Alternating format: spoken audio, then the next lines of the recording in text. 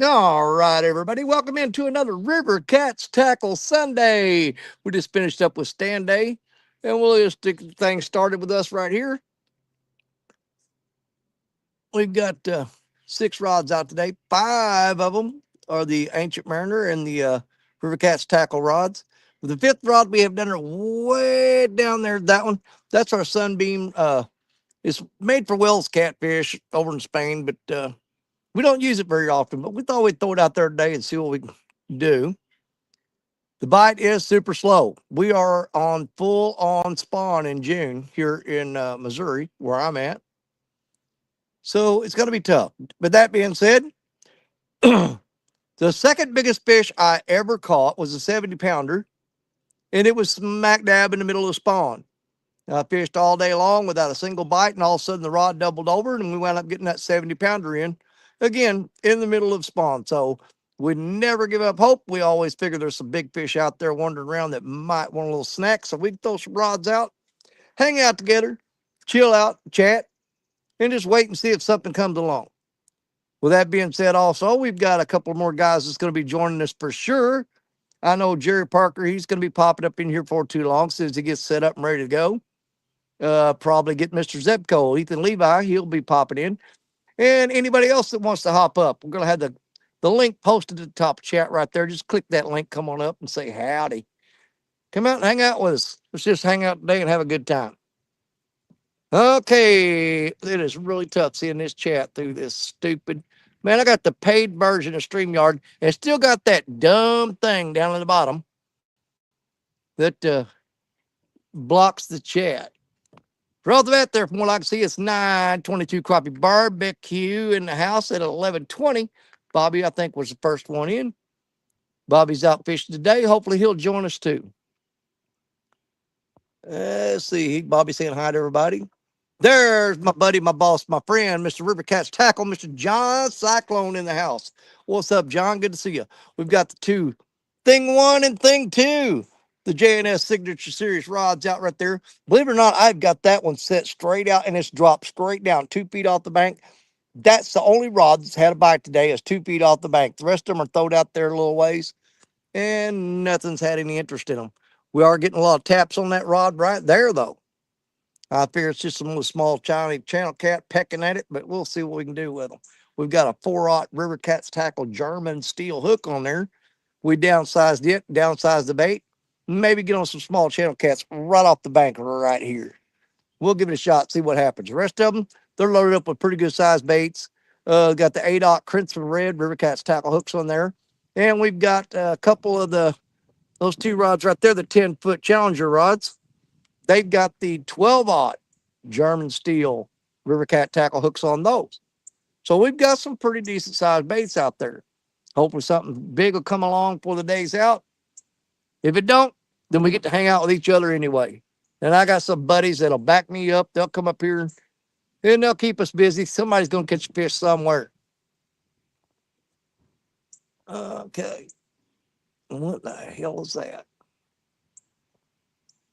Okay. I got that out of the way. Hang on, let me see where I'm at here. I jumped ahead on it. Let's see. Wait a minute. No, Hillbilly Moonshiners is in here, 11:01. He beat Bobby in here. I didn't scroll back far enough. Then Burrito Catfishing Lady. My name is Lisa, and I shut down lives. Just ask Daddy, Bobby, and Randy. She will. Let's see. There's John, River Cats Tackle, saying hi to everybody. Everybody saying hi. And then there's just some stupid note. Why does that keep popping up? I am losing track of this chat because there's something that keeps popping up right in front of me here. Okay. 9:22, Bobby. Let me try to get this worked out here.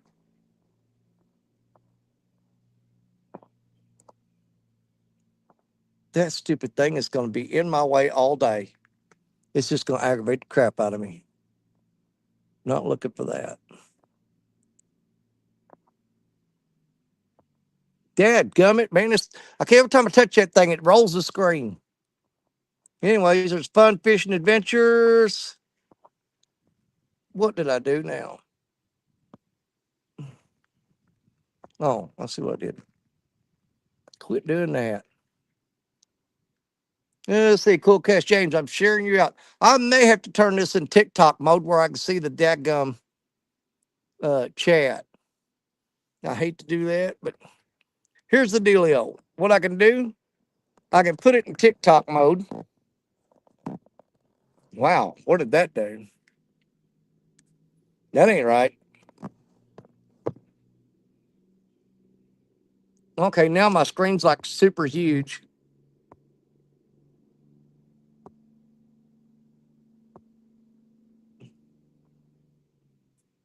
I have no idea what I just did. I'm gonna have to restart this live, guys.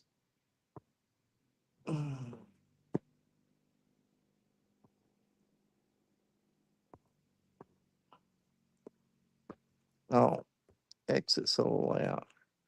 I have no idea what the hell I just did, but that is big screen.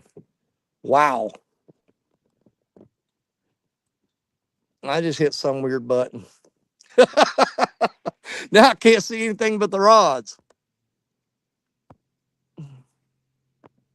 How do I get this to go back smaller? What in the crap have I done? Ugh, I just blew my screen up totally too big.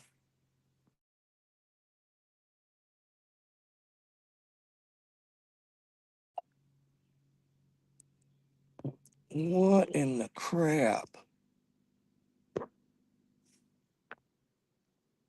Oh, there we go. And okay. Okay, now I got it figured out. I just had to take my fingers and squeeze it down a little bit. So what we'll do is, I hope this will work. I'm gonna leave it on TikTok mode where I can see chat. And if we get a fish on, I'll flip it over sideways. No, I don't want to do that. That didn't work at all. It made it too big.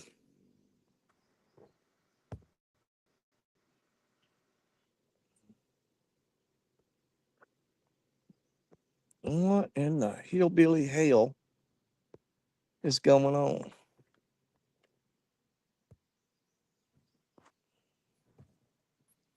I can't see nothing but the rods now. Can't see chat at all.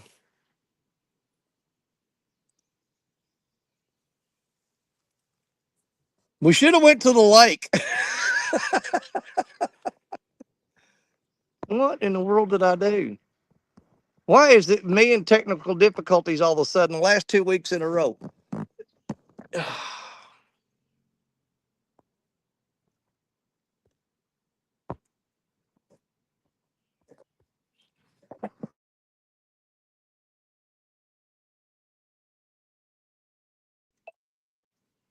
Good gravy.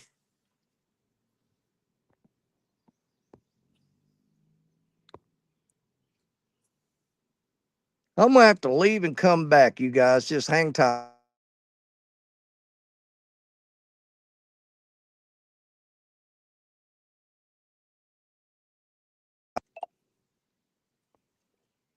What in the crap?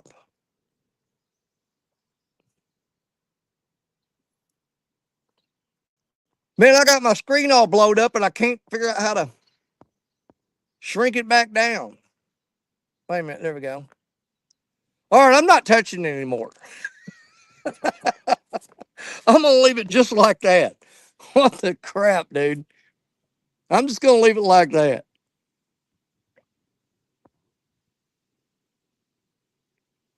Uh, da, da, da. All right, now I'm gonna scroll back up through chat. The weekend angler, Mr. Josh Dunnigan in the house. Cool Cats Fishing's always take. I'll always take the river. Yeah, but I should have went to the lake today because I could have got on some bullheads and some crappie, and well, it's getting a little tap on that rod right there. That's right off the bank. This got to be a baby channel cat pecking at it. Mike Young, welcome in. Fun fishing adventures. Fishing with Big Mike. Spawn is in. You ain't kidding, buddy. It is full blown spawn here. They are sitting on the eggs right now. But that doesn't mean we can't luck out and catch into something big if we just keep the baits out there and keep our fingers crossed. And like I said, if nothing else, we'll hang out together today and we'll either succeed together or we'll fail together, but we're going to do it together. Mad Cali Fishing, give me about 30 minutes. I'll join you, go to net a few and get some shad. Oh, I've got this thing thrown way off. What in the hell have I done? I've still got this thing messed up. Hey, there's my good buddy, Mr. Jack Smirnoff. Jack Smirnoff fishing alone, Danny. Not for long. Don't worry about it, Jack. We got some people coming. Don't forget to hit thumbs up. Thank you, Cool Cast James. Appreciate it. James, glad it's working good for you, buddy. Still chatting with each other. That's cool. That's cool. Ethan. I'll come up in a few. All right. We're watching for Mr. John Cyclone. Go be a nice show. Enjoy it while you can. It's all downhill once Parker shows up. I'm going to have to disagree with you because right now, uh, the bite's tough on Parker too, but he is getting on a few fish. So we're counting on him getting in here and maybe stirring things up a little bit.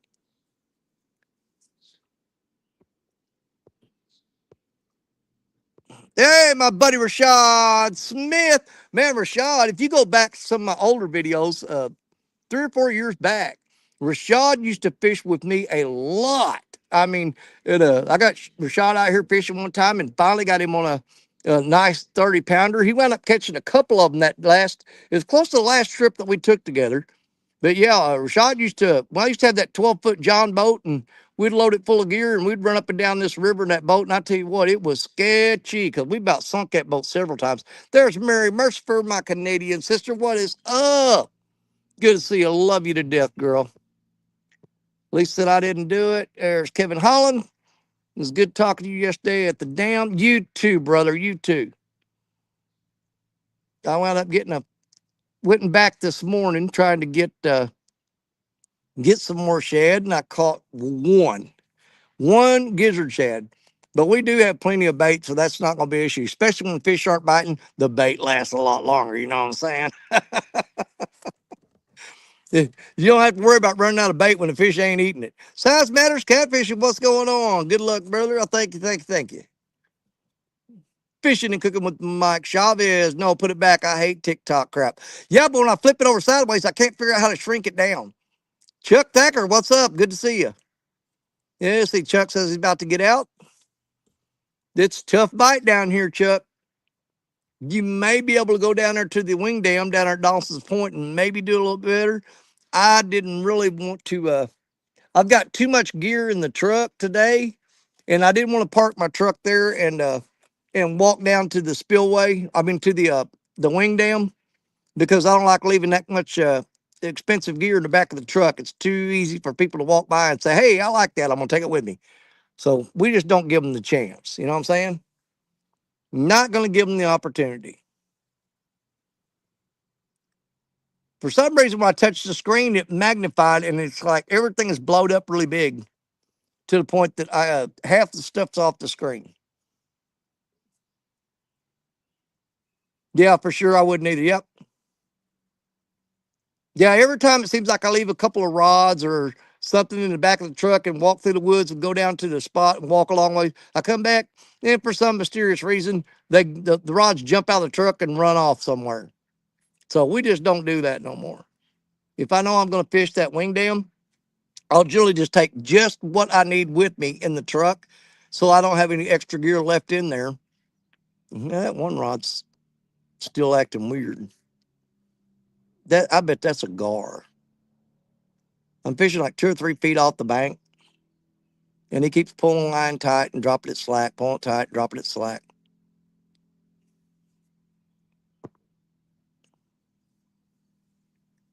But yeah, we'll definitely we'll have Jerry Parker and Ethan's going to be joining us.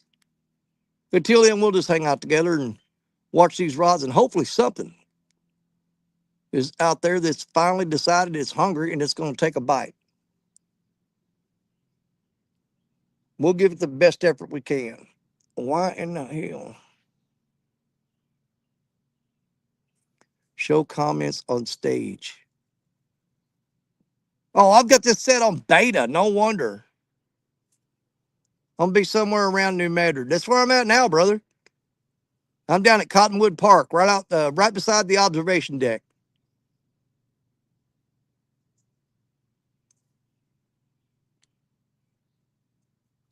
I had to walk around this morning as soon as I got here, and there's trash everywhere. People left their worm boxes, and they left some Walmart sacks here, and they left a bag with 2 skipjack in it, which I don't need.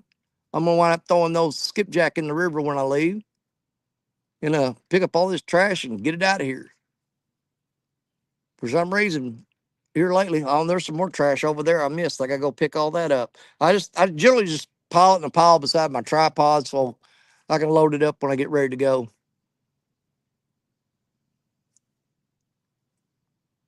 But yeah, people just don't have any respect for the river, the bank, or any of this. They just leave their crap everywhere. You know, worm boxes, Walmart sacks, soda cans, you name it. If you walk along this bank, you'll find it. I can't stand people who don't clean up afterwards. Me too, brother. Me too. And here's the thing, I try my best to pick up after people, but after so long, you just really get sick of doing it. You feel like you're beating your head against a brick wall because I can clean up the bank here and I can come back tomorrow because somebody will come out here and fish tonight, and I can come back in the morning and it looks like I didn't pick up anything because it's all right back here. Thank you there, buddy. I appreciate it. Andrew, man, I'd be happy if that guard grabbed that rod right now. It'd be fine by me. We're going to be working on trying to figure out how to. I got to figure out how to shrink this screen back down. It's too damn big. I can see chat just fine though. Yeah, people suck. What the crap is that? Sounds like a helicopter.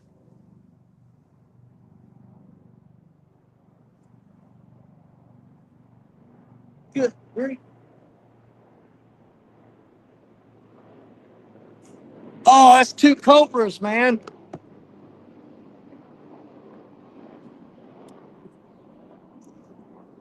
That's serious stuff there. 2 Cobra helicopters just flew right over us. I wonder what they're up to.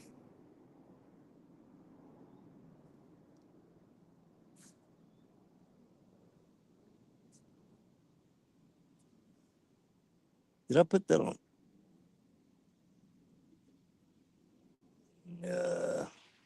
I'm trying to figure out how to shrink this screen back down.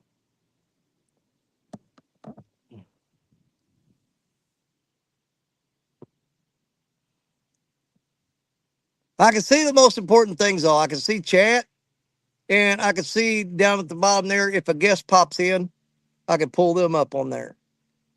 But I can't see my fishing rods on the screen at all because the screen's too big. I accidentally touched something and blowed it up, and I don't know how to fix it. They've been making so many freaking changes on this stuff that I can't keep up with the changes because I'm not a technical person anyway. And when you change stuff constantly, it's absolutely impossible for me to keep up with it and know what I'm doing.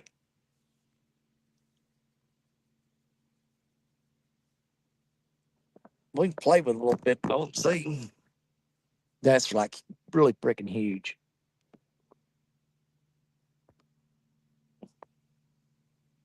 Yeah, that ain't going to do.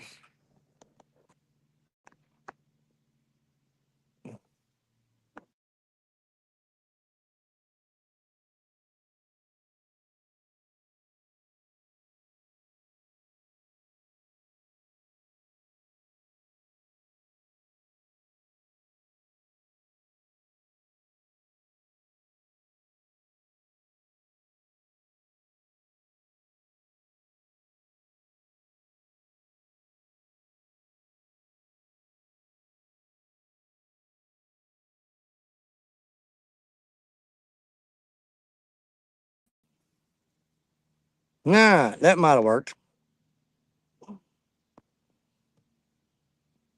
Oh, I'm in here twice. What the hell? I got to get rid of one of me.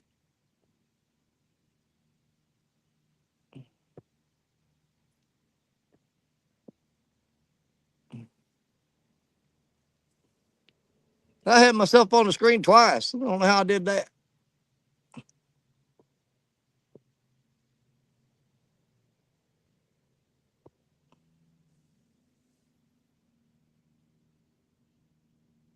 Let's see. 43 people in the house. 2 thumbs up over there from Facebook side. I'm trying to stream to YouTube and Facebook at the same time, so I can't get this camera adjusted either. Well, I'm just messing up. Oh, if I loosen that screw a little bit, this thing will be easier to turn.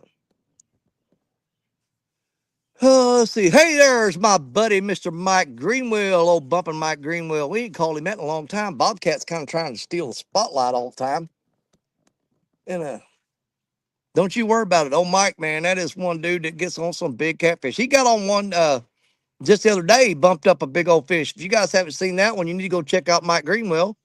Mike caught a monster. He absolutely did. Quiet Man Curtis, welcome in, brother. Good to see you. We're waiting on Jerry Parker, Ethan Levi, and a couple other people to show up. But we'll just hang out with each other until then. They'll be along sometime. I am absolutely going to have to leave it in TikTok mode. I got the paid version of StreamYard, and it's still got that stupid thing down at the bottom of the screen that everybody hates that makes it hard to see chat. Hillbilly Moonshiners, he gone. Am I gone? Am I still here?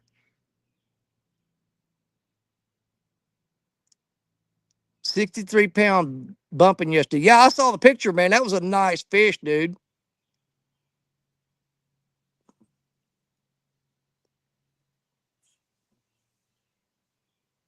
That was a really nice fish.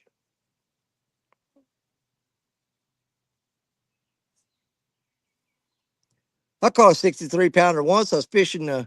We did a live stream with Jerry Parker, and I was over at the Spillway Dam, fishing under that big old dead tree that Creole and them come up here and tore down, and the tree's gone. It's over the fish. They chopped down my lucky tree.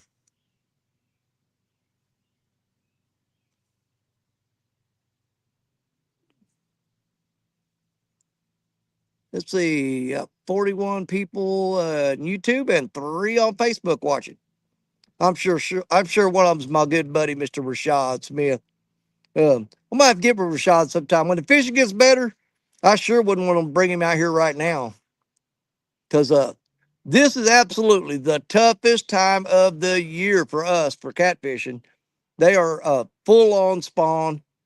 The fish are all sitting on eggs and stuff. But here's the thing, that's only half the fish off the board. Because only half the fish spawn. Because the thing is, the females go in and lay the eggs and they go right back out into the water. They're out there and they're feeding, hopefully. And maybe we'll run into one of them.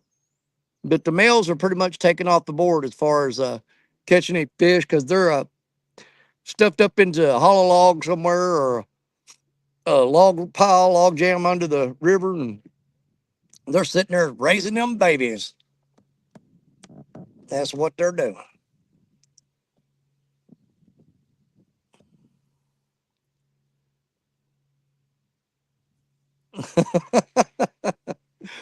Curtis, you might not want to stick your toe in that trap.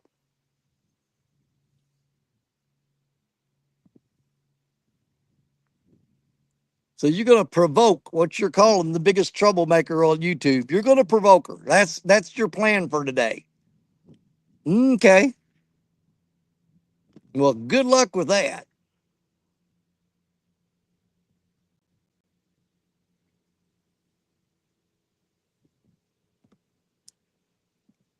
If we get a fish down there, we'll have to swing that camera that way.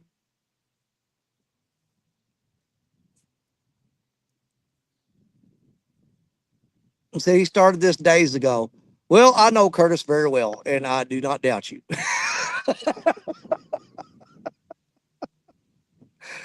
He calls you the biggest troublemaker, but I'm gonna tell you something. Curtis is not afraid to stir the pot. It does not bother him one bit. He has no problem with it. He will. He's a good guy, though. If you ever get to meet him, get to know him, you'll absolutely love him. River going back up to 29 here. It's been a wet year. Yeah, I'm downstream. You know, everybody knows I fish downstream of the Ohio River where it dumps in Mississippi. And man, the Ohio has just been absolutely just dumping all kinds of trash on me and stuff. Trees floating down and everything else. The water keeps coming up and down really fast. I think it's still on a rise right now from all the rain that everybody got.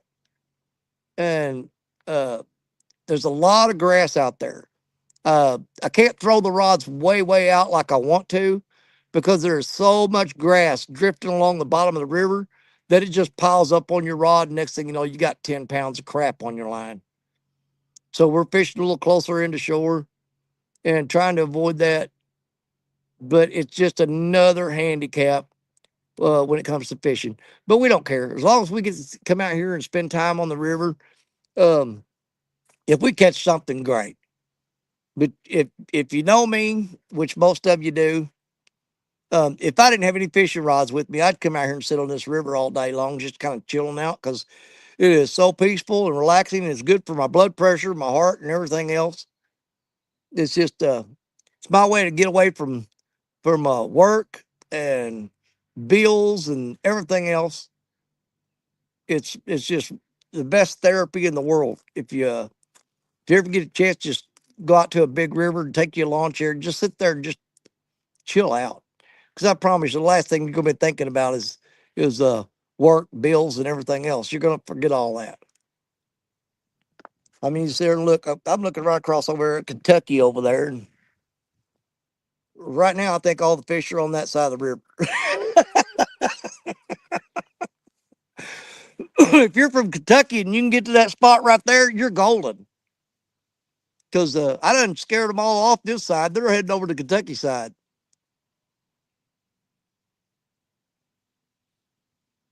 I need to raise that camera up just a little bit. There we go. Now it's eye level with me, and I'm not having to bend over and hurt my back and my neck looking at it. It just blocks the views of the rods. Let's call him Linda. Oh my God. Hey, you kids, straighten up. I don't care. Y'all fight all you want. It's fun.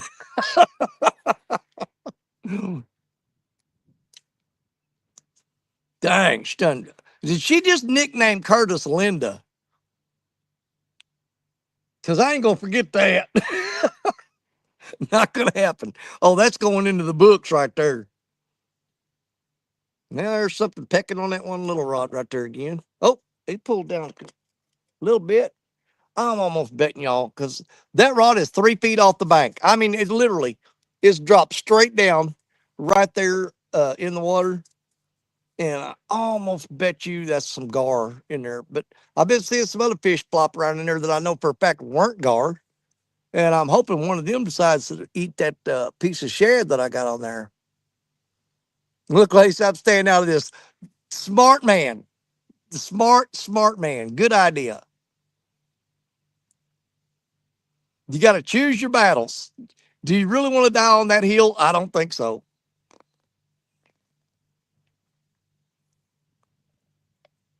Fishing with Big Mike. Come on, 80 pounder. I wish, buddy.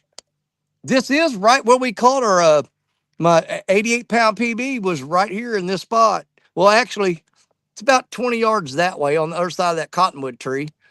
Just the other side of that cottonwood tree is where I caught the 88. But like I said, uh, just because we're on spawn doesn't mean there aren't some catfish out there that might bite. It just cuts your chances in half, basically.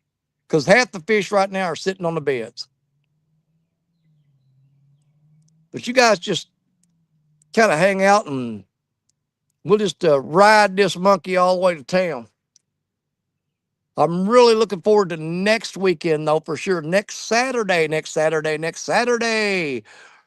Starting off today, you've got the Dragon Tournament on the WOTS. That's the WOTTS tournament.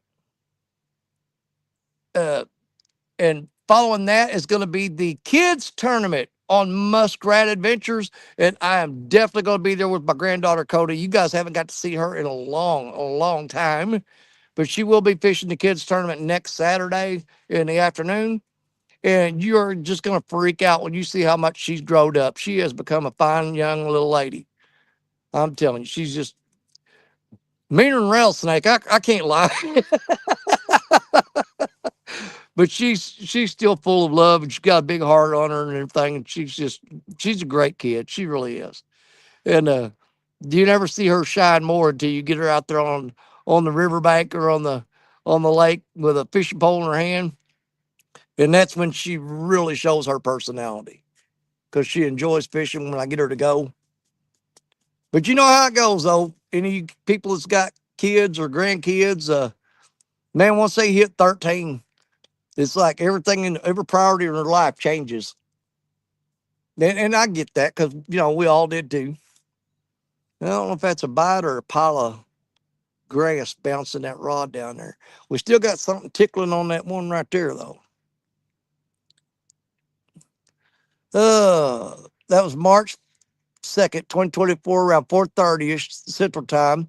The Danny caught the 88. Yes, because the reason Lisa knows that is because at the exact moment that I was catching my 88-pound PB, Lisa was catching her PB, which turned out to be 70 something pounds. We caught them at the exact same moment on different live streams, and we didn't find out till later that day. And we've been PB buddies ever since. As a matter of fact, just so that you know that, she's my PB buddy, and that's the best kind. Nobody fools with a buddy of mine.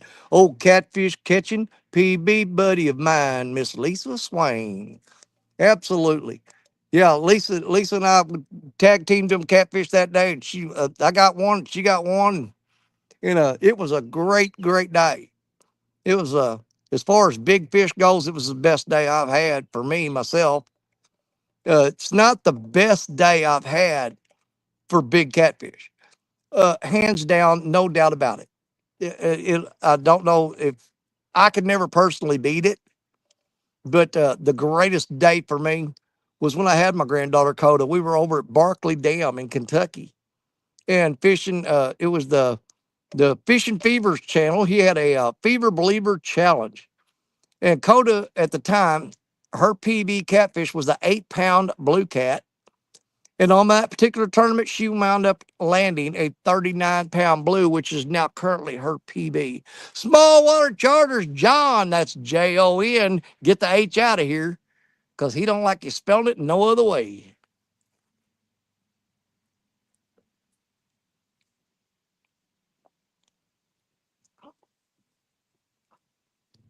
If I could get this thing to, if I could turn it sideways and get it to show the screen properly, at some point I ain't making no promises, depending on how my back feels.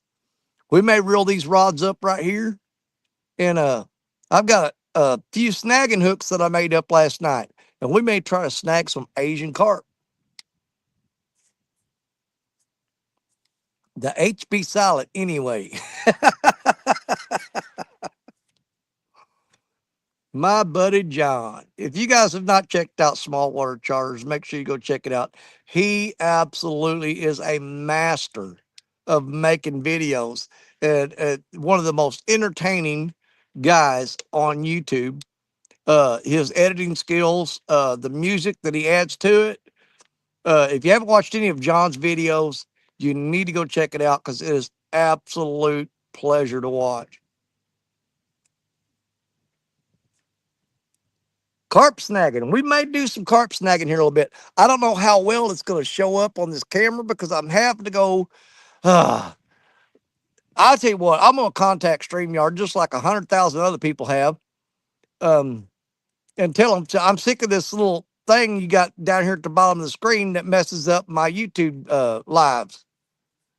Hey, Danny, you really check out smallwater charts. I check smallwater charts all the time. I just don't tell you about it.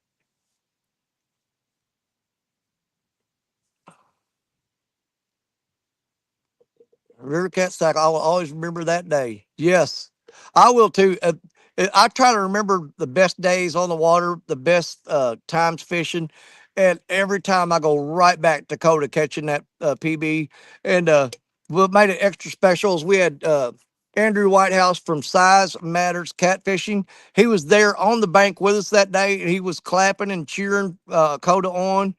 Um, the excitement that we got from him, uh, being happy for her, was just, I mean, it was just, oh my God, it was off the charts, man.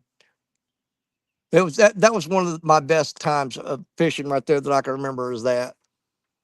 But not to be undersold, my grandson Brantley, I took him catfishing. He's probably been with me like 3 or 4 times. But the very first time I ever took him catfishing, he caught a 32 pounder. His very first catfish was a 32 pounder. We was up at Trail Tier State Park, just above Cape Girardeau, Missouri, on the Mississippi River, and fishing below the wing dams there. And he was so small that I had to hold him around the waist with one arm, and I had to reach out and hold the end of the rod just above his hand so it wouldn't pull it out of his hand. But he did all the reeling and everything, and we got that fish up on the shore. And I had him lay down on a rock, and I laid the fish beside him, and the fish was longer than he was tall. Kevin Hendrickson, welcome in. Good to see you.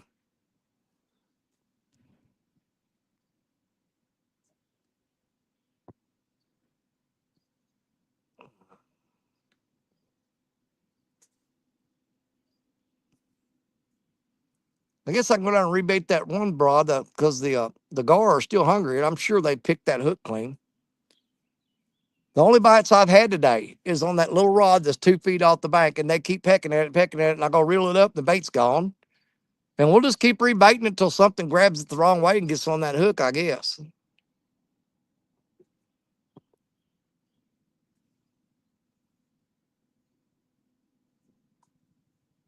Yeah, I know. We pick on people bass fishing and stuff all the time, but man, that used to be my thing. Uh, I used to do this thing what I call bridge hopping. We've got a series of drainage ditches down here, um, where you'll have like 4 or 5 bridges in a row and 4 or 5 ditches like side by side. And I go, no, there's still bait on that rod. He's still pecking at it.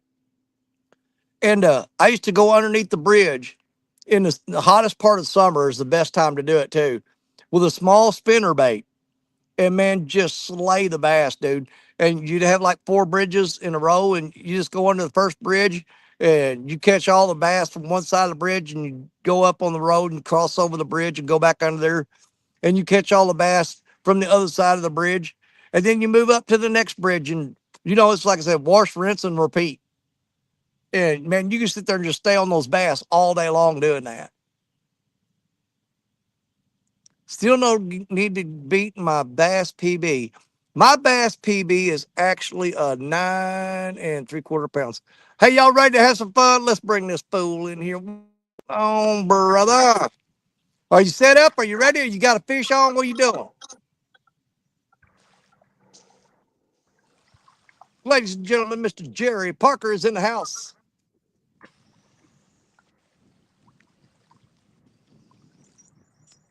Got 37 people on YouTube, 5 on Facebook watching us right now.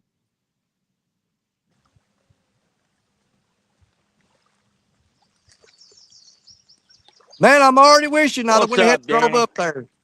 Uh, I tried calling you this morning, and I didn't know you was at work, and so couldn't get a hold of you.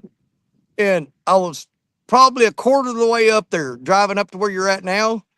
And when I couldn't get a hold of you, I thought, well, he's either at the hospital with his daughter, or or he's at work. And said, well, so I said I turned around and came back down here. Yeah, I night fished last night until like 1. I no more. I got home, was just getting ready. I got out again. I go to bed. Work called, so I ended up going in at 3 a.m. So it's Yeah. But did have something pretty wild happen last night. I was sitting there. It was pouring down rain, and so I walked away from the rods and everything about 30 foot up bank with a big old leaned over tree. Had a half grown black bear come walking down the bank. Yeah. I started to tell people that story on stand day, but I thought, you know what? Jerry Parker's going to be on my show later. And so I'm just going to hold on to that and let him tell it when he comes up. But yeah, Yeah, I knew Parker was out fishing and a black bear come walking up on him. And yeah, and he stopped. He looked around. I know he could smell my fish, but then I think he got a whiff of me, and then and I kind of whistled at him. Boy, he looked, and he finally boogered off. And I ain't gonna lie, I was a little nervous there for a little bit. yeah. Well, I fished next to you before, you know, and so I can pretty sure guarantee you when that bear got a whiff of you, he turned around and ran because I thought about it myself many a time.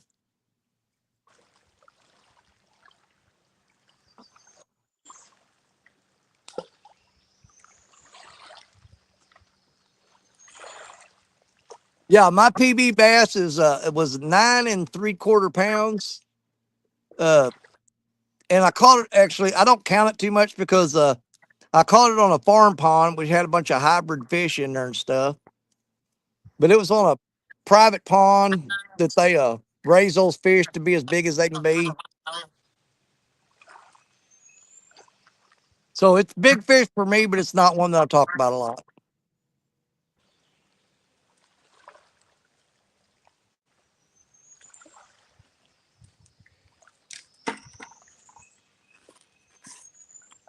Now you figure Ethan's going to be popping up there where you're at, or you figure he's going Man, I somewhere have else? no idea. I ain't talked to Ethan in a few days. I've been so dadgum busy.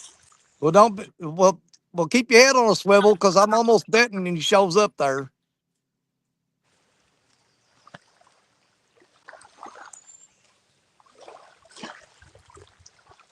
I'm just saying, if you hear something crunching in the woods and you think it's a black bear, don't shoot. It might be Ethan. Well, I'm at a different spot now. I didn't go. I didn't go. Cause last night I was at the mouth of the Caskie. I Yeah, ended up coming down here to. You've been here whenever everybody went Trail of Tears. That spot I brought y'all. yeah. That's where I'm at now. Oh man, dude, you're not that far from me. I started to go there today. Yeah. So I end up coming up here. So I got three Well, big rods out, and I also threw the old dock demon out. So we'll see what happens. oh good God, you and that Doc Damon. Yeah, I actually thought about going to that spot. I talked myself out of it because the last time I fished there, right where you're at right now, um, I was having trouble getting phone signal, and it was during a tournament, so it kind of turned me off on that spot. I could get. Seems like if I'm in this one certain area, I can get signal. Yeah. So, Well, I was having trouble that night. We were on Palmetto's channel doing a tournament, and Coda was with me actually. And it started pouring rain, and she was soaking wet and shivering. So I sent her back up to the camper. We had the camper up there at the campground, and yeah, I have to kept going in and out because I kept losing signal there. But where Jerry's at right now, we were actually up there camping in the RV park. Was the year before last? It was. And we were all still in bed early that morning. Chad Fields was there. Matt from Want to Be Outdoors was there. which Chris and we Telly were from still on the Hooks road. and Yeah. Hammocks was there. Richard Cluck and Stephanie Cluck from Fishing and Freedom were there.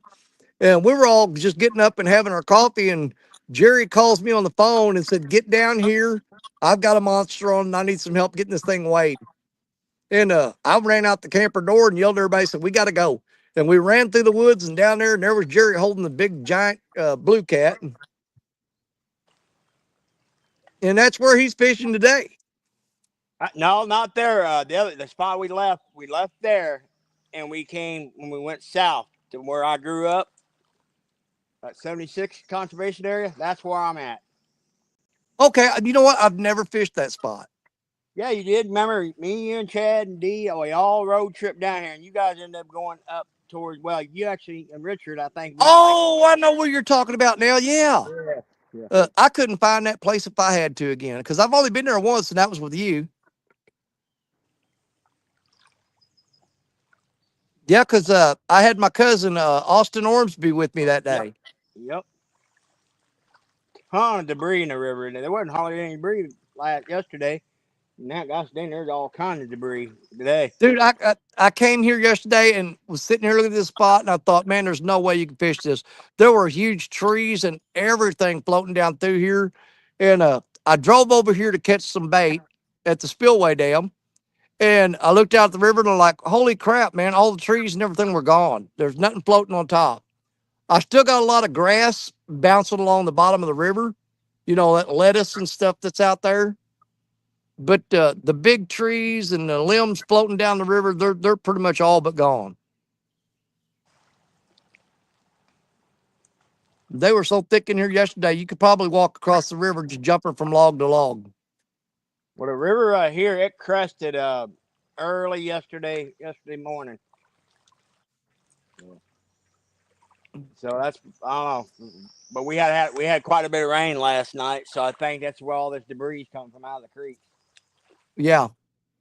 You see, that's what gets me too. The river has been up way higher than it is right now. So I don't understand how, you think when it came up really high early this year that it would have washed all those trees and stuff off the bank and got rid of them. But man, it could come up just a little bit and then, man, they're all over the place again. Well, like I said, here it still has not flooded high enough where the water has gotten up into the tree, like the actual up in the woods. It has Yeah. still not gotten high enough here yet to do that. Wow. Well, there's real and virtual outdoors. Welcome in, Troy. Good to see you, brother. Good to see you. Howdy, Troy. And Mike Greenwell says, well, Danny, I'm sending you more. Well, thanks, but no thanks, Mike. Yeah, see, Jerry is fishing upstream of the Ohio confluence. I am downstream of it, but we're only probably, what is it, about, it'd probably take me, if I packed up and left right now, I could be where you're at in probably about 40 minutes. Yeah. So like I said, me being above the Ohio confluence, it's a big, huge difference. Michael Grumpy Vet says, hello, Danny and Jerry. Well, hello, Michael. Howdy.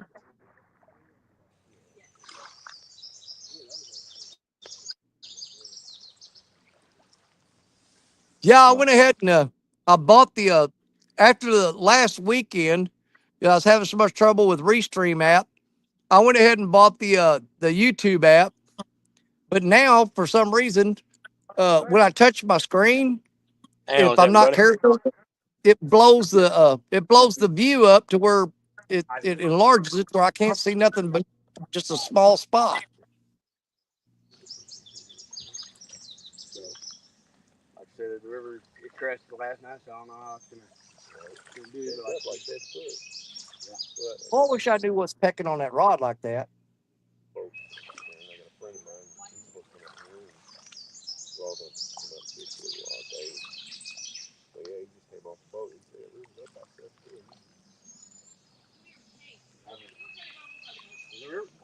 I like the river at this stage. I really do.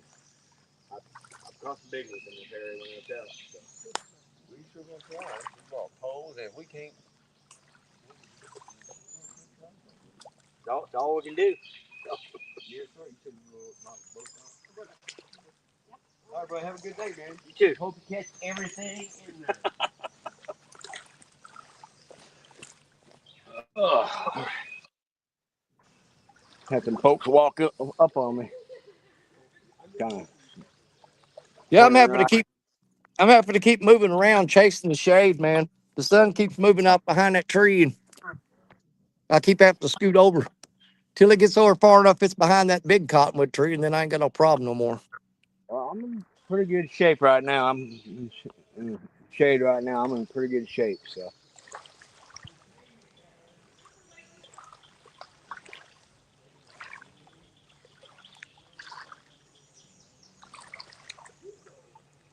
Michael Grumpy Vet says, Danny and Jerry, send me your addresses so I can send you stickers when they come in. All right, Michael, we'll get that done. Okay. Okay. Hey, there's Rowdy Royal. Welcome in, Rowdy Royal. Good to see you. We got 40 people in the house on YouTube and 7 on Facebook watching us right now. So a total of 47 people in the house. Pretty decent number. I can like it.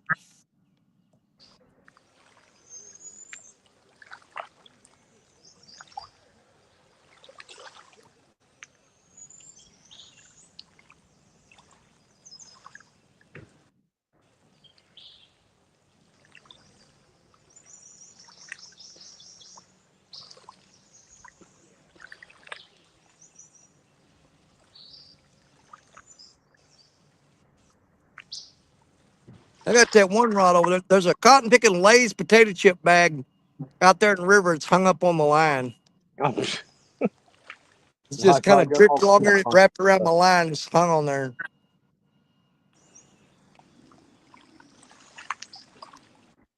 I'm gonna leave it.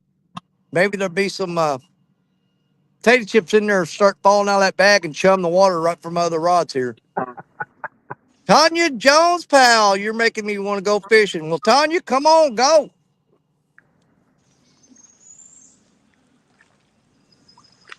We'll make go fishing even more if we catch something.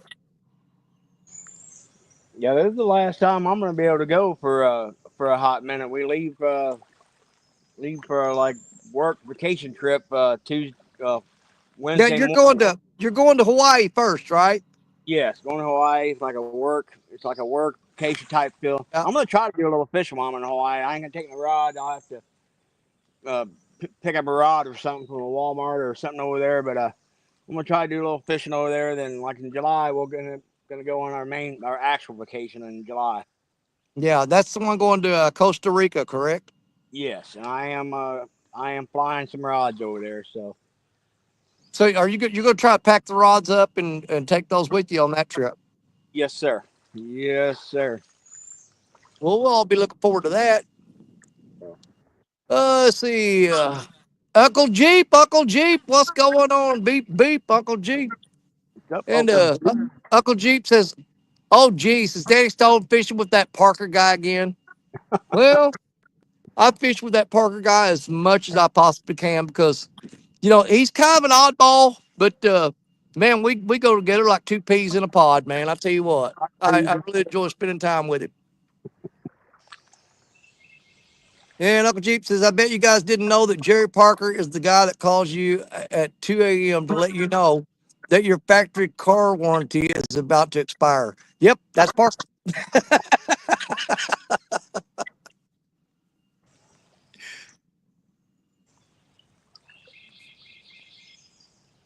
Yeah, Uncle Jeep, Michael Grubbin said, Uncle Jeep, you remember he wanted to change the show title today to Sleeping with Danny. No, I said it was Nap Time with Danny. I said, we're going to change the channel of the show to Nap Time with Danny. But I got Parker with me now, and trust me when I say the last thing you want to do is go sleep around Jerry Parker. So we're going to be wide awake for the rest of the show, I promise you.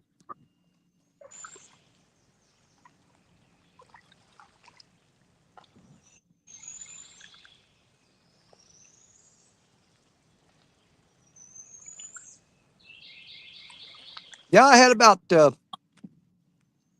5 or 6 different choices of where to go fish today and what type of fish to fish for, and every other choice that I had would have been better. Well, yeah, when you had said you were going to do some crappie and possibly some bluegill fishing, I thought, well, it's all right, man.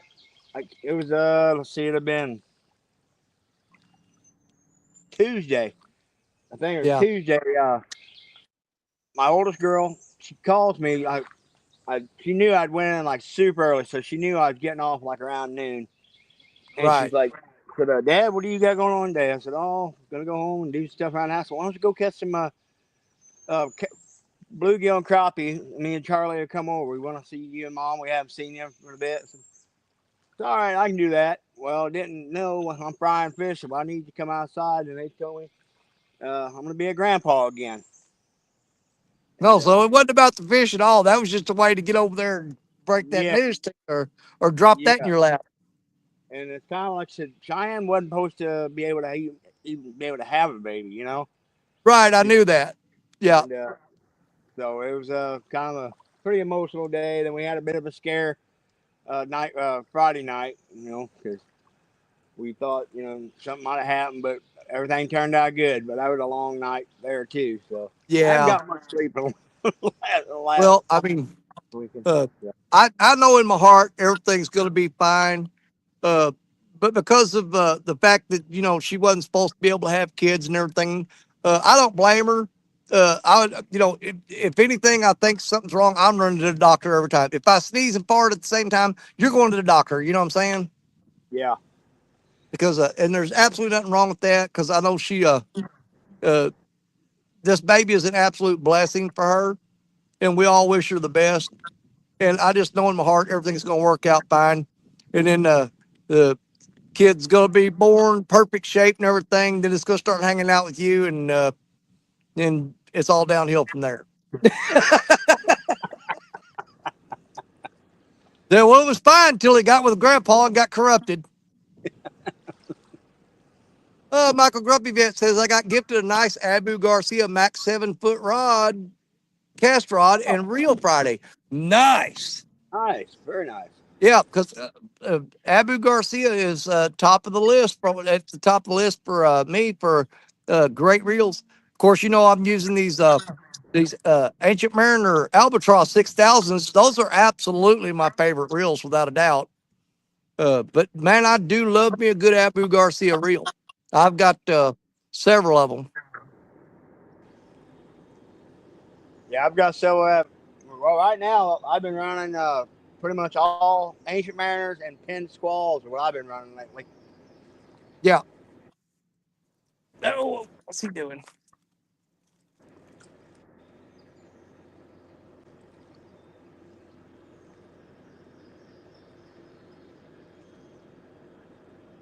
Man, that's got to be gar. Like I said, I got one rod set up. I kept seeing fish flopping right off the bank, and I mean 2-3 feet off the bank. So I downsized the bait, put a 4-aught German steel hook on there from River Cast Tackle, of course. I put the 4-aught hook on there with a small piece of bait, and something just keeps bouncing that rod, but it won't hook up. So I'm betting there's a bunch of gar swimming through there. Or else you got a buttload of carp swimming tight to the bank and There's a bumping it. lot of carp. Well, this is actually they're not bumping the line; they're grabbing it and pulling down. Oh, okay, okay. What do you got But I'm on? I'm pretty sure it's gar because when they pull, after that rod gets so far down, they feel the pressure and they spit it out and let go.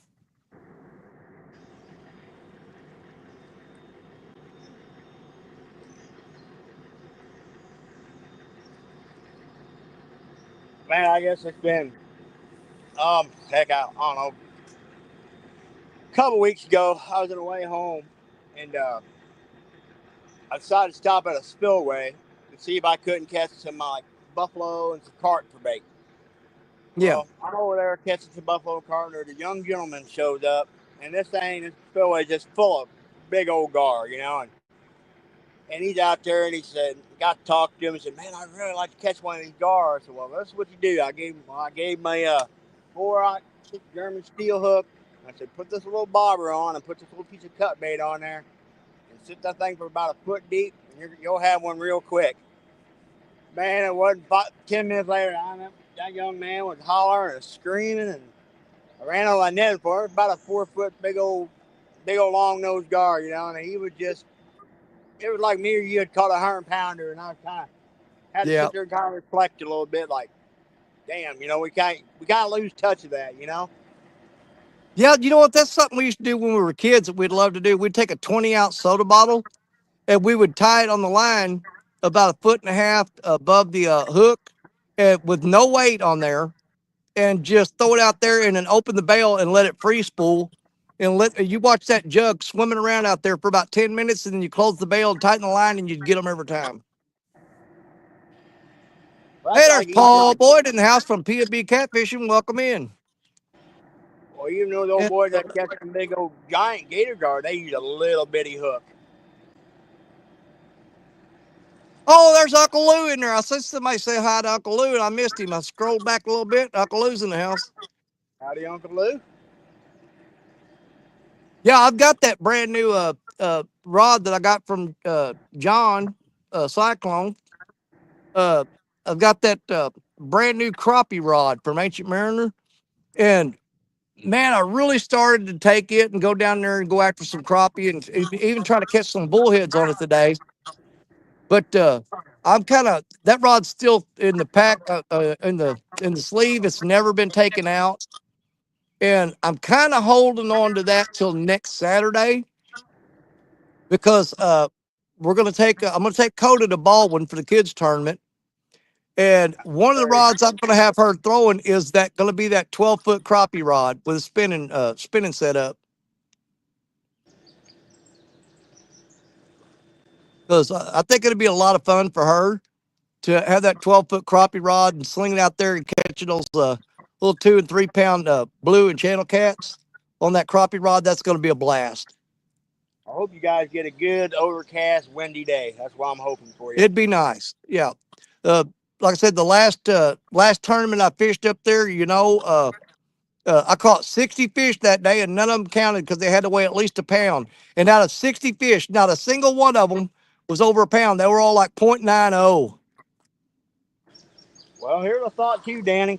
Uh, I know there's been a lot of folks at Wren Lake and stuff catching the channel cat off the rocks. I mean, I don't know if that'll be an option or not, or Well, it's the thing. I've never been to Wren Lake.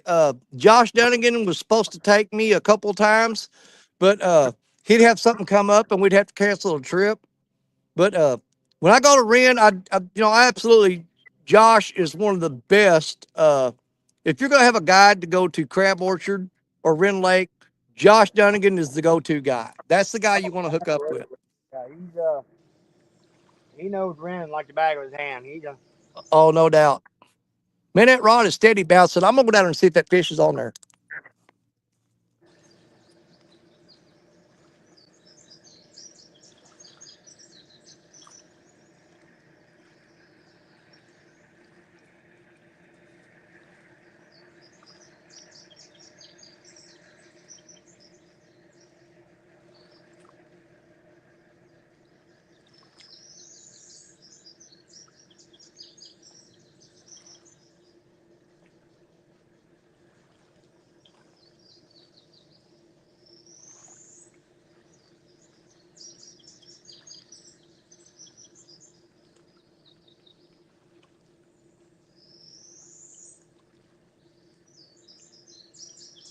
He does that every time. I've got that rod set so close to the bank. When I walk down there, it scares the fish off. I mean, he is literally 2 feet off the shore. But I'm almost certain that's going to be a gar. Fish, fish on, Danny. Fish on.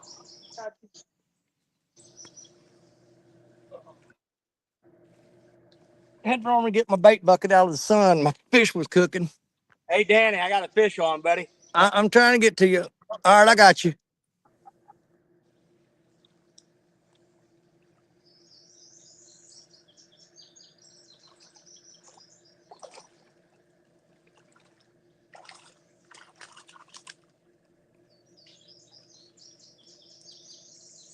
Old drum on the old dock demon. Are you kidding me? Now, hey, I don't want to disclose exactly where you're at, but are you in the spot where you caught the fish that got you the millions and millions of views? Yes, yes, I am. Okay, I know exactly where you're at then. Yeah.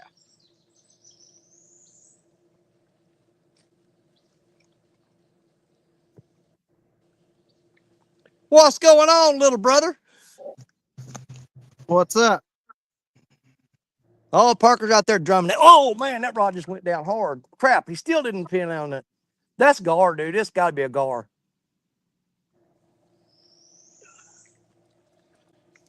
No, I was out catching some shad. What's up, Mr. Levi? What's up, Daddy? Man, I was telling Danny you might not have been in chat, but before I got called in last night, I was down at the mouth of the Caskie. Had a half-grown black bear walk up on me. Hey Parker, I'll Really? see your drum with a little bitty drum.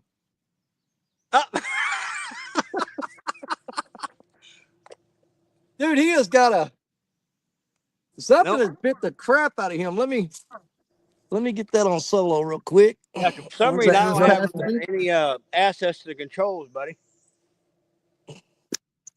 All right, we got it. But look right there on his back. You see that notch going out of him? Yep. Yeah, something has bit Somebody, the snot out of him. Like a That big is somebody on use him the. for bait. That's a chunk of. He just jumped out of my hand. That's on a chunk of shad on a 4/0 German steel river cat's tackle hook. Right, I mean 2 feet off the bank. That's what's been pecking on that rod is them drum. All right, little feller, settle down. Well, Man, Levi, that'd where'd be a you good end eat up? right there.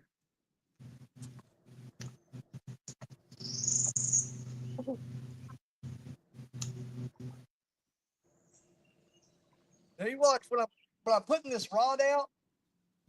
Basically, all I'm doing is let down a little.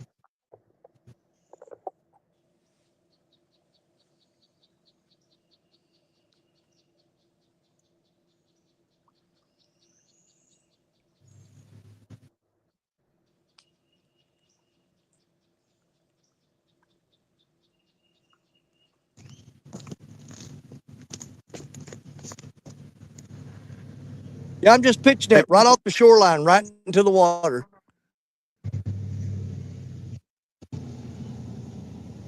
hey Parker. Yeah. Yeah, they've seen 3 black bears up here this past week. Yeah, they're moving, man. Like I said, it was pouring down rain last night, and that joker walked up on me, and I was like, "Oh, I know he smelt my fish," you know. Oh yeah. Well, I've got the absolute, the perfect idea to get 1 million views easy. I want one of you guys. We'll do a show next week. I want you to take some peanut butter and some honey and stir it up in a bowl and smear it all over yourself, and then I'll bring you up on panel and you sit there and fish. Yeah, I don't even got Okay. to do that. I'm so sweet anyway, you know. I'm Michael good. Grumpy Vet says, Danny, are you familiar with Zepco 808 hog cat rods and reels? Yes, I am. It was one of the first catfish rods that was actual catfish rods that I ever owned. Pretty good setup, but it's a closed faced reel. And man, once you go to a spinning rod or a bait caster, uh, those There's closed no face turning just back. don't do it for me. No. I mean, they're great. They're great though. But the thing about the 808, from the best I can remember, there was like a 1-to-1 gear ratio. So it was like cranking on a winch when you was trying to reel that thing in. Well, I caught some big old fish back in the day on the old Zepco 808. Oh, I did too. But man, I'm telling you that the gear ratio on them was just a little tough for me. And yeah, line capacity exactly wasn't there if you tried to put very heavy line on it. True. Oh yeah, that was about like a year or so ago. That's how I got dubbed Mr. Zepco, because I had one of them $55 combos from Walmart, and I was up there in St. Louis with Rello. I ended up catching 11 catfish on that little Zepco though. Yep. But we always had the same trick. If you had even the Zepco 202s or the 33s or the 808s, if you started casting, it started sticking a little bit, we just dunk it in the water and then Don't get in loosen the it right water. up. Every time. Yeah, you just had to wind up cleaning. When you dunk it in this muddy river water, after so many trips, you got to take it apart and clean it because this stuff builds up in there. But man, you dunk that thing in the water and it casts like a dream. Yeah, Heck I'm yeah, out here back. at the local lake today. Where'd you end up going, Levi? I'm at the lake up in town, about Okay. 5 minutes from. Okay. Michael Grumpy Vet says he owns 3 of those, but they are also ambidextrous handles. Huh. Oh, I don't know if I've seen that. I don't think I have either. Yeah, ambidextrous handle on his 808. I don't believe I've seen that. Man, I got my a first, whole bluegill on one, and then I got a piece of cut up carp on the other one. It was a little sucker. Little sucker just got tapped. Oh, True catfish outfit when I was a kid. Well, actually, while I'm sitting, and this is where it all started for me. This is where, cause I'm only a mile away from where I grew up. My sister actually lives in that house now, but man, my first true catfish rig was a Zebco 808 with a South Bend rod that had the action of a pool cue and freaking spool with like 25-pound test Omni Flex line. Rail was There's white. only one thing, one question I have about that whole story you just told.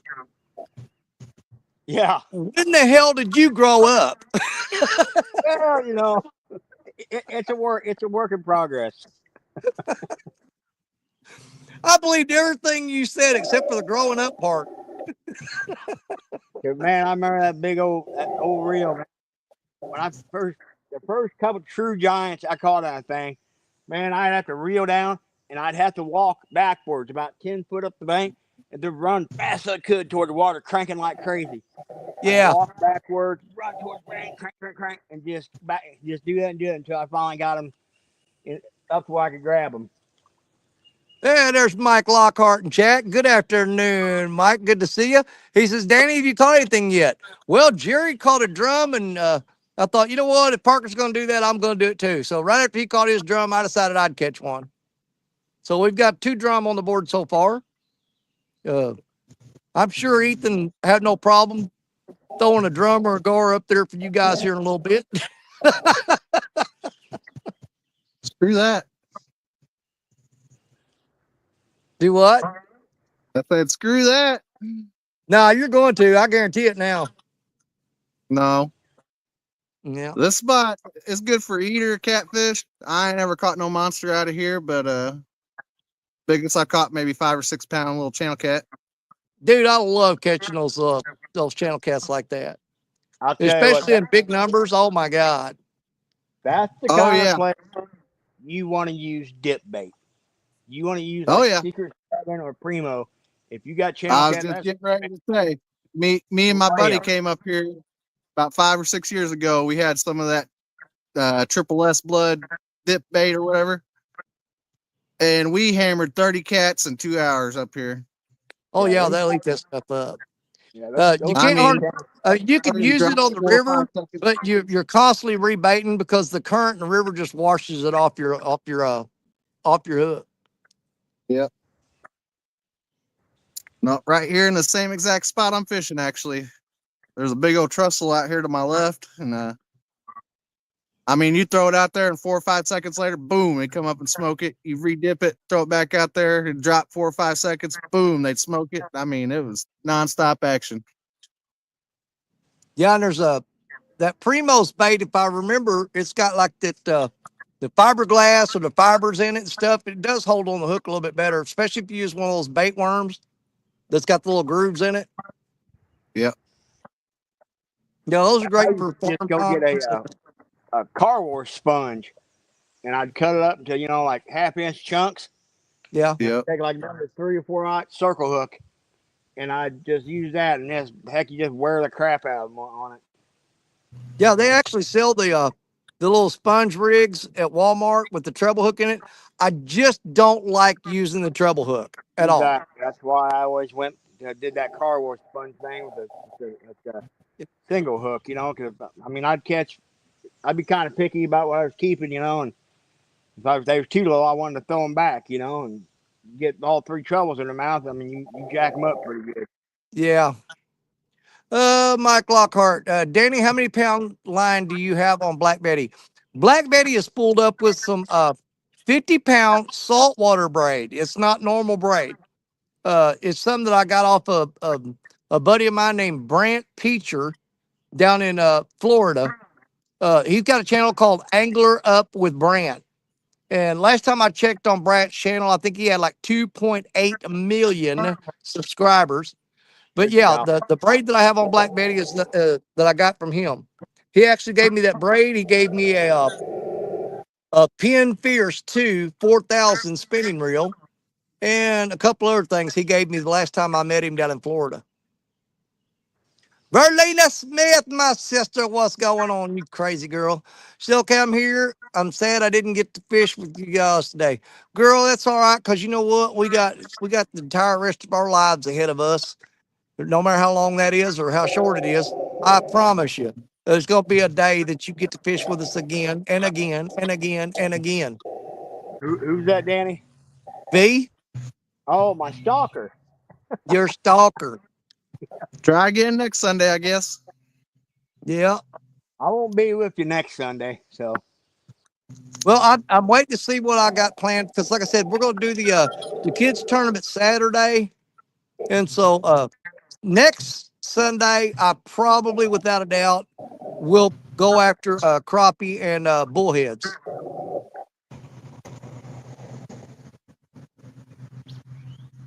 Like I said, I'm saving that crappie rod for Coda to use next Saturday because I want to see what that crappie rod will do on Baldwin Lake because you know those channel cats and blue cats up there, uh, even the small ones, man, they fight like they oh weigh 30 yeah. pounds. So I think it's going to be a little extra excitement for her to be using a crappie rod to catch those catfish because I want to make sure she has fun doing it. And that's what I got planned. So I'm not going to use that crappie rod until she gets to use it first.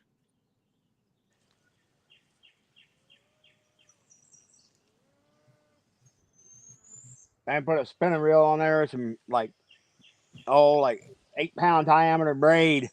Boy, you cast that thing a mile.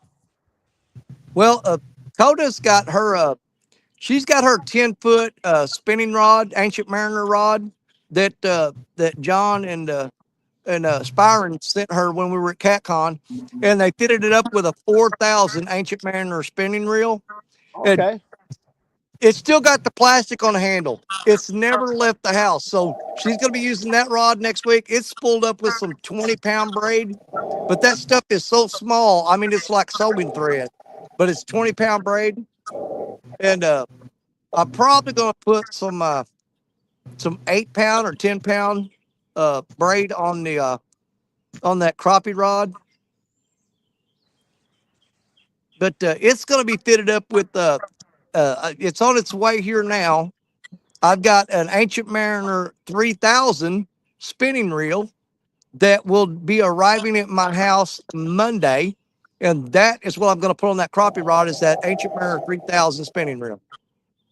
I've got to order a couple smaller spinning reel for a couple of my lighter spinning rod outfits. I'm gonna take a look at those.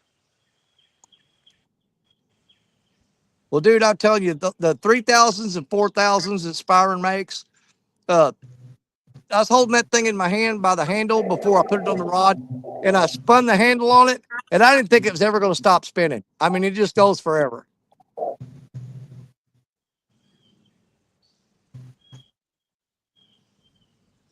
Warren Farley, crappie rods are great for that size catfish and all the way up to 30 pounds. Yep, absolutely.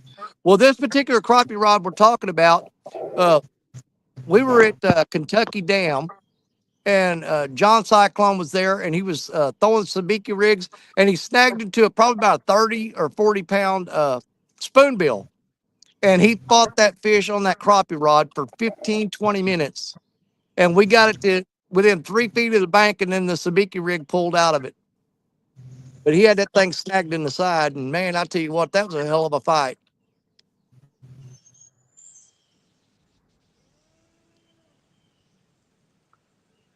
Fuck. But next weekend is absolutely going to be next Saturday. It's going to be a you can't miss next Saturday. We're starting off with the Woats tournament, the Dragon tournament, and immediately following that, or shortly after that, we're going to have the kids tournament on Muskrat Adventures channel. And if you like having a good time and watching these kids have a good time, I'm definitely telling you, go watch that kids tournament because it's going to be a blast.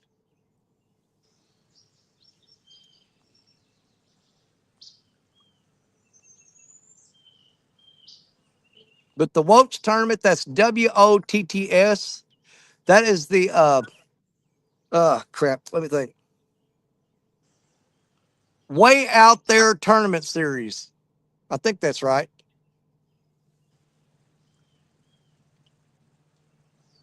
Let's see. Mike Lockhart. Danny, did you hear the Pennsylvania State record flathead has been caught? Weighed, I can't see what weighed 72 pounds. Nice. My biggest Dang, that's, flathead is 41. yeah, our state record's only like 68 pounds here in Missouri. Really? I Yeah, it's thought, only like I thought it 68 was a little pounds. bigger than that. 78, ain't it? That's what No, I thought. I think it's 68, boys. I'm pretty sure about Rod. I'm pretty sure on Rod and Reel. I know trot line it's 100-pound, and then Yeah, that line it's way up there. But I do know for a fact the Rod and Reel Blue Cat record's 131. yeah. Yeah.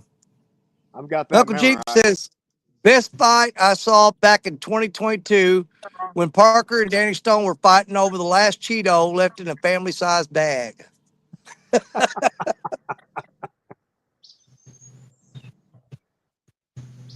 I go fishing with Parker. I've learned I put a padlock on my lunchbox because Parker is worse than that black bear, man. He'll clean you out. Let's see. Hey, Justin Boston. I think I said that right. He said, I hey, didn't know Danny. so many fishing channels existed. Yes. Hey, give me full screen for a second. I don't know if he's gonna stay there, but I got a little baby beaver that's right here in this. Right here. All right, you're solo, baby. Where'd you at? Where'd you go? Hang on, he's been swimming around here. He was right by this tree, but he might have spooked when I turned the camera. He's a little bitty guy. Hang on, let's see if he'll. I mean, he's a little tiny devil. Probably the smallest. I think it's probably the smallest one I've ever seen. Let's see. Could he? It's a He freaking actually came rat, up. dude. Yeah, I mean, he's basically the size of a muskrat with a flat tail. Okay. Where the heck did he? Cause he was Well, he right comes by underneath. again. Grab him by the ear. Well, if he wasn't being like He's a little. He buzzsaw, can't bite that hard. I'd throw a throw net on him and just pull him in. But boy, I guarantee he'd go through that thing like a buzzsaw. Oh, yeah. And that Justin Boston, he said he's here from Washington State. Well, welcome in, Justin. Good to see you. Uncle Jeep says, don't do it. No, Mike Lockhart once said, what is Parker using for bait? I have carp, skipjack, and on the old dock runner, I got a little piece of worm. Okay. Hey, there's my sister Lisa. Elliot, what's going on, sis? Good to see you. How's Aaron doing with his knee there? I know Aaron's been, dude, how many surgeries has he had on his knee? My God, it's insane. If they just keep cutting him open.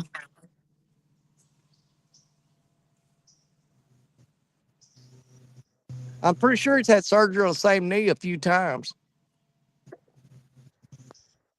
I don't know where that little rascal went. If he shows up again, I'll holler at you. I don't know where. He's a little bitty guy. I thought it was a muskrat swimming down here.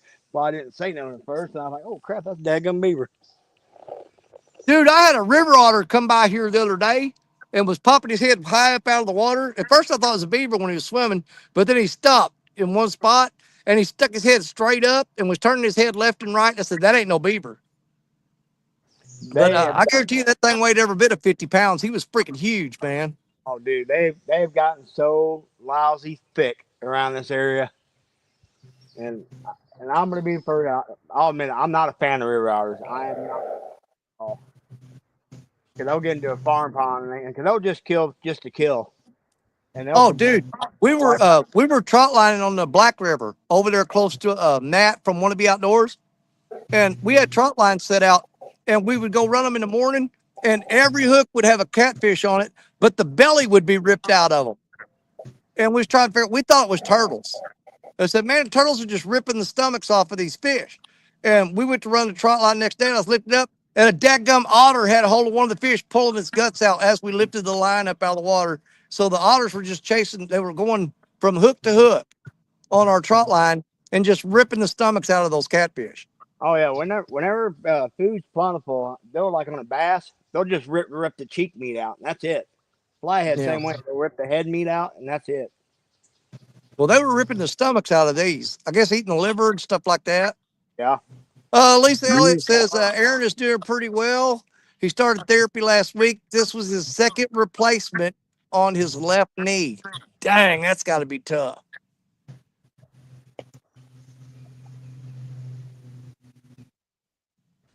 Yeah, me and a buddy of mine was fishing 4 or 5 years ago at a local campground on the St. Francis, and he had about a 5 or 6 pound flathead on the line. He was gonna save it for the next morning to clean it then. And he went to go check it, and he pulled that flathead out. All that was left was just the head.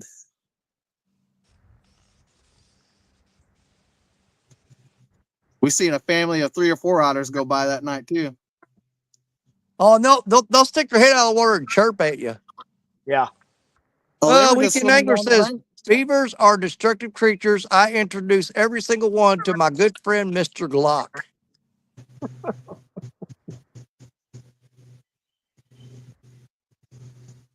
Something trying to stump on that sucker head though.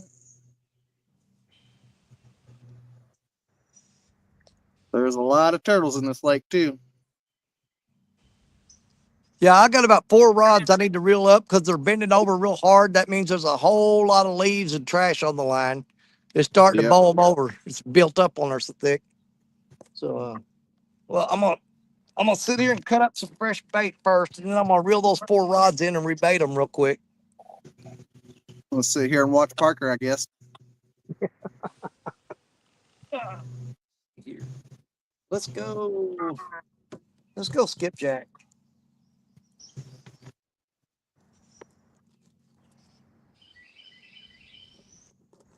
Give it about 20 minutes and put some shad on.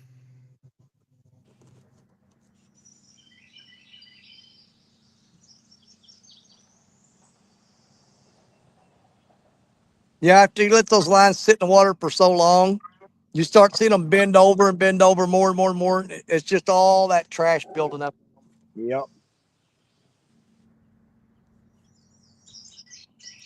Let's see. Let's alternate with some. Got some fresh shad in here. Let's pull one of them bad boys out. Yeah, I got a late start this morning. We had a little shindig at my cousin's place last night, and I didn't get home till about 12:30 or so. Well, it's kind of like me. I night fish Levi, and I ended up getting called into work at 3 a.m. and I didn't get off till like 10. So I didn't even sleep yet. All right, Get I'm you gonna. nice, it'll wake you back up.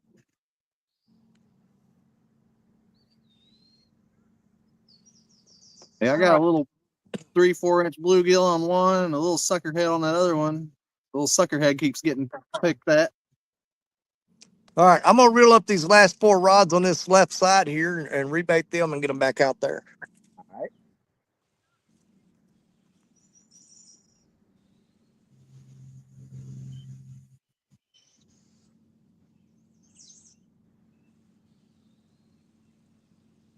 Come on, you can do it.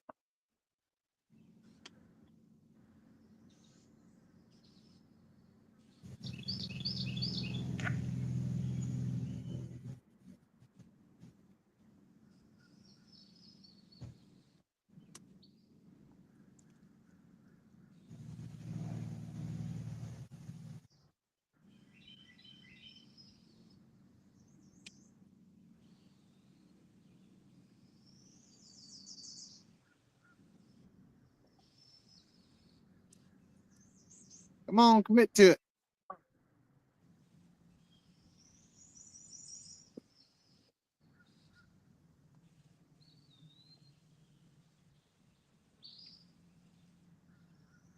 Yeah, those little big channel cat like that. I like using a J hook and pick the rod up. They keep beating on them, just set the hook on them. Yeah, I probably should have brought out my double hook rigs on my other rods. Are you using the Mad Cats on them? Uh-huh. Probably way overkill.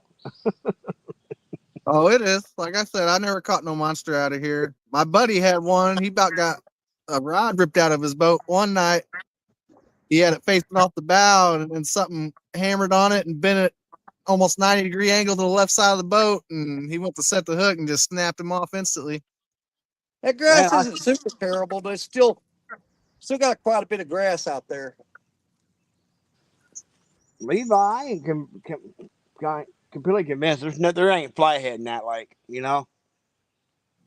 Because that's a Yeah, little you'd St. think Francis. with the little St. Francis feeding it, there would be, but I've never caught one. Well, you need to maybe take a couple nights and get you some big live bluegill and fish around that trestle and just try a couple weekends and see what the heck happens, you know? Yeah, I need to bring my boat out here one night, and like you said, go right around this trestle to the left here. There's a pretty deep hole along this cliff wall. I Yep. marked some Just big fish last time I came out here last year. if I can say, just uh, put some live bluegill and just try to concentrate. No cut bait. Just try to concentrate. And that being a little St. Francis, there should be flathead in there. Yeah. The big St. Francis is a phenomenal flathead river. Oh yeah, that's where I missed my biggest one that hunts my dreams from about 10 years ago. It was using worms, and I hooked into a bullhead, and I guess as I was reeling them in, this about 30-pound flathead came and smoked him. I fought it for about 10 minutes and got about 30 foot off the bank, and he spit it out. Big old 30-pound flathead turning about a half-pound bullhead.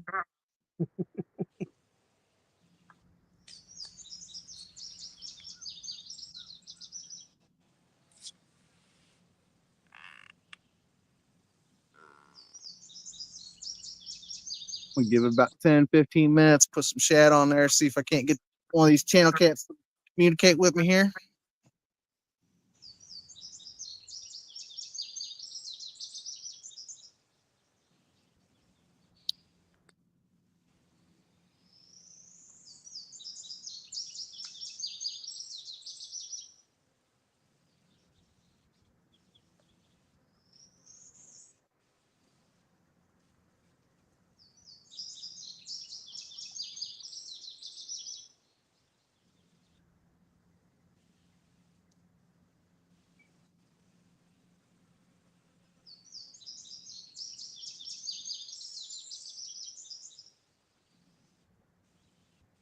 Yeah, I skunked out last weekend. Oh, did you? There's a Guard little. tearing me up the whole time. We found a few, but man, everything we found was like super, super deep. Yep. That time of year, ain't it? Yeah, there's a I fished the mouth of the Kaskasky last night. There's two guys. They've been there all day, and early yesterday morning, one of them old boys, they turned it loose. They caught about a 60 right there.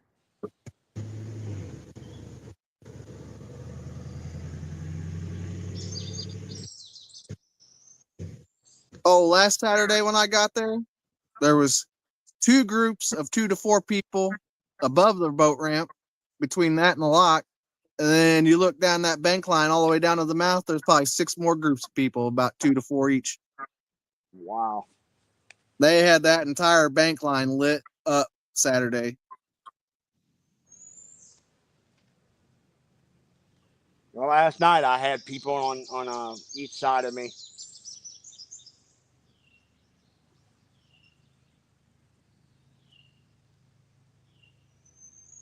So more than likely, I won't go back. Not until this fall.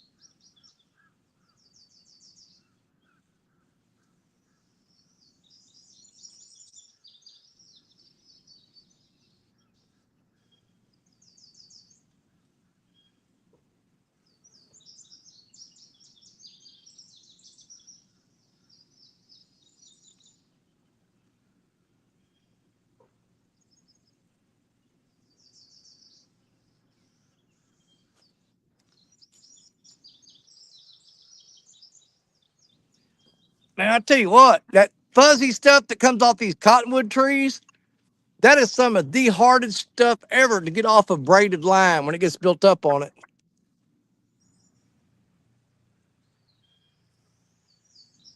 Let's see here.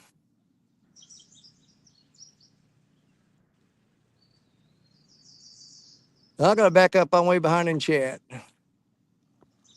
Okay. Danny, you're still solo on Parker. Oh, that's a while ago. I'm not solo on him anymore. Queen Possum, what's up, Amanda? Hey, y'all. Good luck, Danny. And Possum went last night and said there was a lot of trash in the water. There is. It was worse yesterday. It's cleared up a little bit today. There's not a lot of stuff floating on top, but there's still a lot of junk floating along the bottom. There's Mike Irvin, M16. What's going on? MI6. Jose, 803 Pan Fisherman, man. I tell you what, that's my new buddy Jose. He's been fishing with those uh river cats tackle crimson red hooks, and he has been killing it on channel cats and stuff. Doing a great job.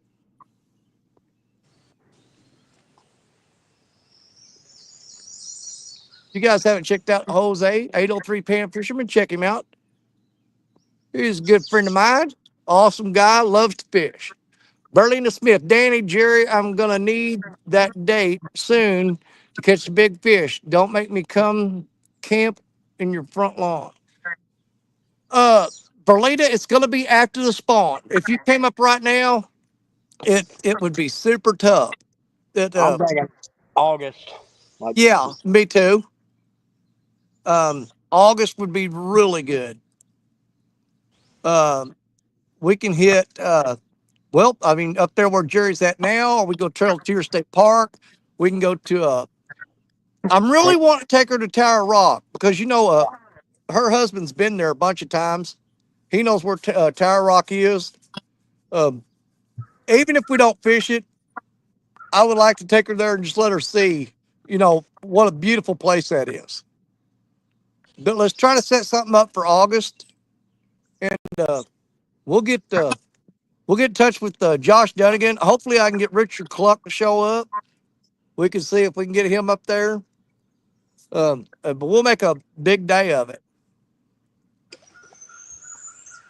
yeah, it's typically not it's not a numbers place, but man, you know, you know the fish that come down there. Oh yeah, Tower Rock. You're not going to go in there and just be running to the rods every 5 minutes. I mean, but when the rod goes down at Tower Rock, you better get over there because what's pulling on the other end, uh, I'm going to say 80% of the time, it's a freaking giant.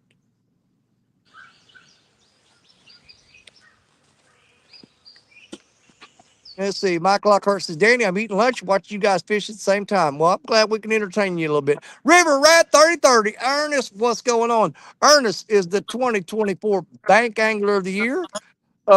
There's only 4 people that hold that title, by the way. The very first Bank Angler of the Year was Big Mike. And then after Big Mike, I got Bank Angler of the Year. After that was Jerry Parker. And now that title is held by River Rat 3030, Mr. Ernest.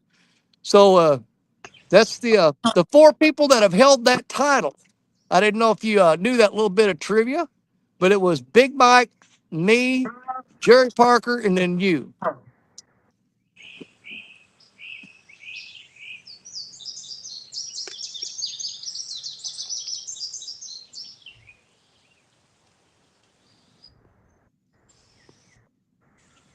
Yeah, I've had people ask me about are you going to try for Bank Angler of the Year this year? Are you going to try to? I said, man, I ain't trying to do nothing. You make it sound like I have to actually put some effort into it and do some work. I'm Yeah, like, man, if I get lucky and catch some good fish, that's great. But I'm not going to break my back doing it. yeah, that's I just been fishing, man. I don't try any. Like I said, I That's just it. go out and fish, you know.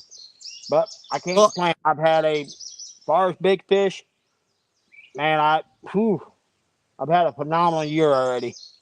yeah. Well, it's like I told my wife. I said, uh, I ain't gonna lie. I had set myself a goal to win the Bank Angler of the Year uh, award. I said, and she goes, well. what are you going to do after that? I said, nothing. I said, I want to win it one time. Anything after that, it's all good. Spread it around, let other people have it. Just, or not have it, let other people win it. I mean, I literally have two goals for this year: to put as many people as I can on a PB and to get a hundo off the bank. I've done it in the boat. I want to do it off the bank. Verdi says she's not looking for a lot of fish. She's a quality, not quantity girl. Hey, there's our brother Creole catfishing, another one of the River Cats tackle crew right there. Mr. Welcome Jack. in, Creole. Good to see you. All right, I got to move again because the shade's done moved on me. I'm going back to my original spot where the sun ain't shining. That's a better angle on them rods anyway.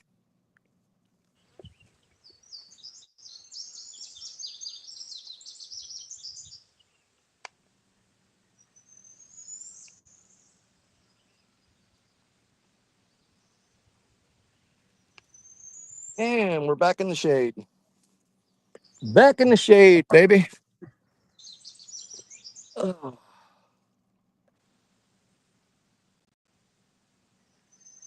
Everybody saying hi to Creole.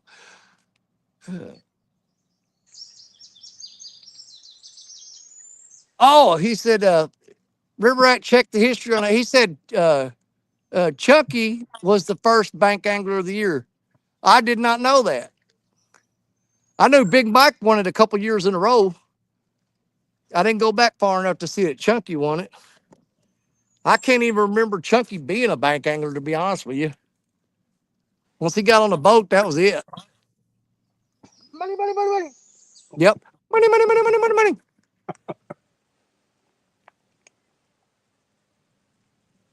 I need to lower this camera just a little bit right there. That's more in my line of sight, and I'm not looking up, not looking down. That's better.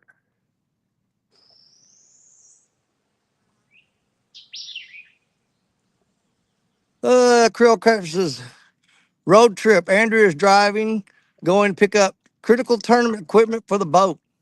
All right.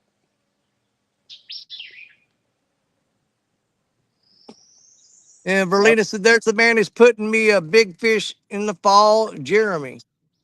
But you ain't come up here and seen me and Parker yet. Because the fall is where it's at.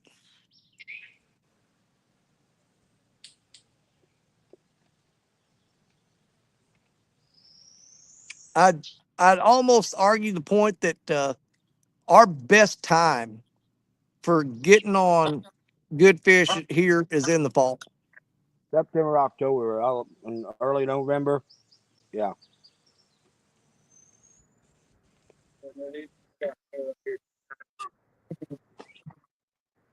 Let's see. River Rat says, I think that's what Palmetto told me, but I'm not, I can't be wrong. No, if Palmetto told you that, that's the most accurate source that you could find.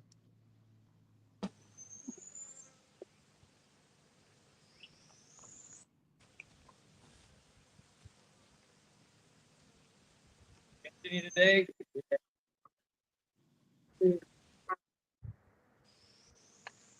And Creole's telling V that she definitely needs to come down there and fish with him in the fall. So here's my thinking on it. Chris and V just need to have a little vacation planned in the fall where they either pop down there and see Creole and then come back up this way and see us and just make a double whammy on that trip. And then, or they can come see us and go see Creole. I'd rather she go see Creole first. That way, when she comes up here, we know what we got to beat.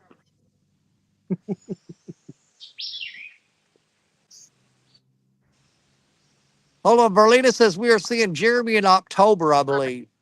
Ooh, that's actually I'm thinking about making a run to Louisiana around that time frame. So let me get this straight. You're going to go to Louisiana at the same time as your stalker's going. I didn't say the That same sounds time. like a really smart plan. I didn't say the same time, but I am gonna make a trip down. I think sometime in October, November. I'm gonna might haul the boat down and Jose said there was a guy on Facebook earlier today talking about bumping from the bank. Can that actually be done? Under the you right got, conditions, absolutely. yep, you got a Uh, wing down, even better. yeah, for me, you'd have to get out on the end of a wing dam and throw into the current seam where on the if you're standing on the wing dam looking downstream, most likely the current seam is going to be on your left. Majority of the time, it's going to be on your left. So you're going to throw out in that current seam and you'll bump from that wing dam right along that current seam. But yeah, absolutely. Creole Catfish said, Danny, I'm going to set the bar high. Be careful, Jeremy, because every time we absolutely say something, it's the biggest freaking jinx you can get. That's why I'm not saying for sure. Every time I say, oh, absolutely, 100%, we're going to do this, guess what? Everything that can go wrong is going to go wrong. It's just a curse. Berlina says, Jerry, you can come with us when they go to Louisiana. Couple of those, All man, right. pretty good when I had it almost up in the boat. The freaking hook broke. Well, when is the Vicksburg tournament? Tail end of July. That's all I know. I'm not even sure what the hell Oh, the date. really? I thought it was the first week of August, but it's in July. I thought it was July. It might be August. Hell, I don't know. I'll deal with it. You too.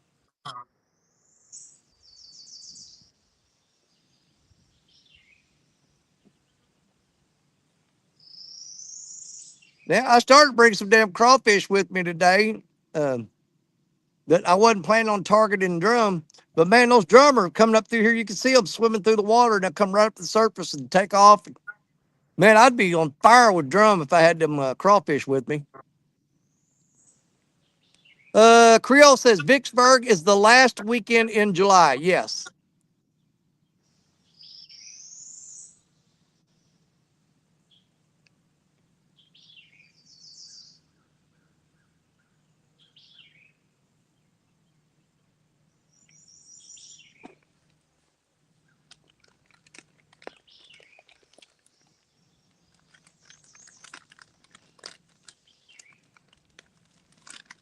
Well, I can tell you right now, we got like next Saturday, we've got the Dragon tournament, and then we've got the kids tournament. But next Sunday, I can almost 100% guarantee you that I am going to be on Combs Lake down around Kennett, Missouri, and I'm going to try to catch crappie, bluegill, and bullheads on that crappie rod.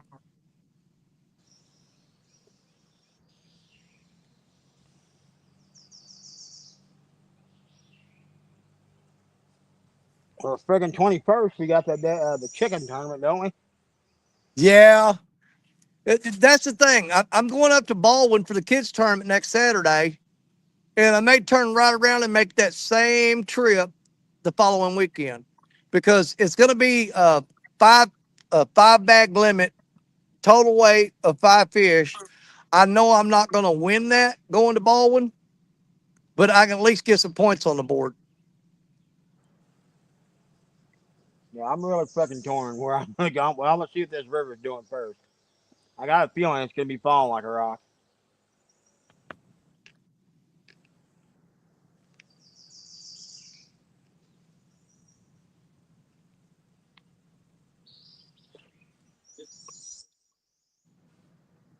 Well, I don't know about up there, but here, the catfish go on spawn, generally speaking, around the first week of June. And they don't start biting good again until about the, the last week or the second or the third week of July. And they really pick up in August.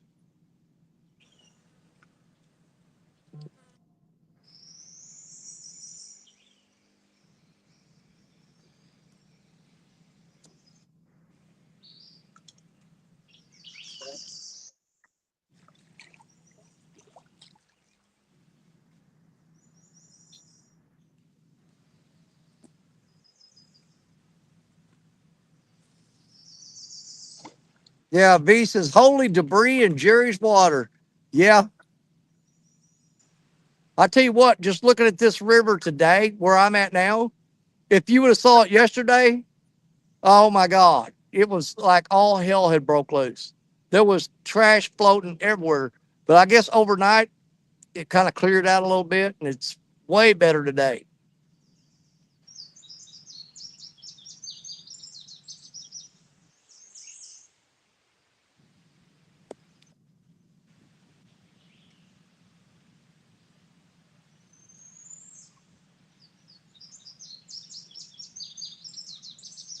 Man, that bird over my head's just going freaking nuts.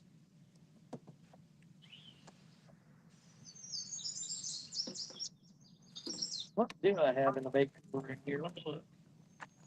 See if I can find something.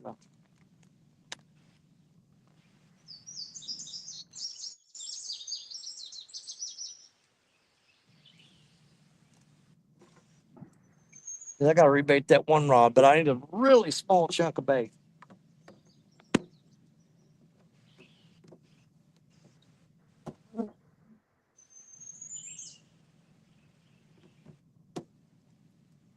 Dude, I'm about ready to get this shovel out of the back of my truck and dig along this bank and dig me up a bunch of red worms, throw them on that 4-rod hook.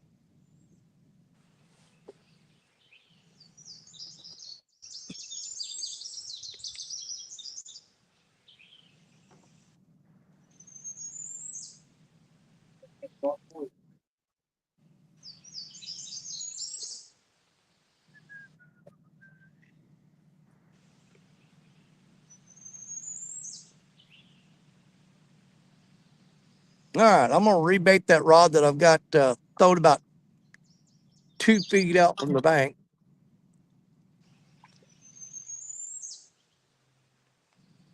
Said Michael Grumpy Vet. Danny, you made fishy things day the other night when you stopped in. Well, I'm glad I did. I'm happy to do it.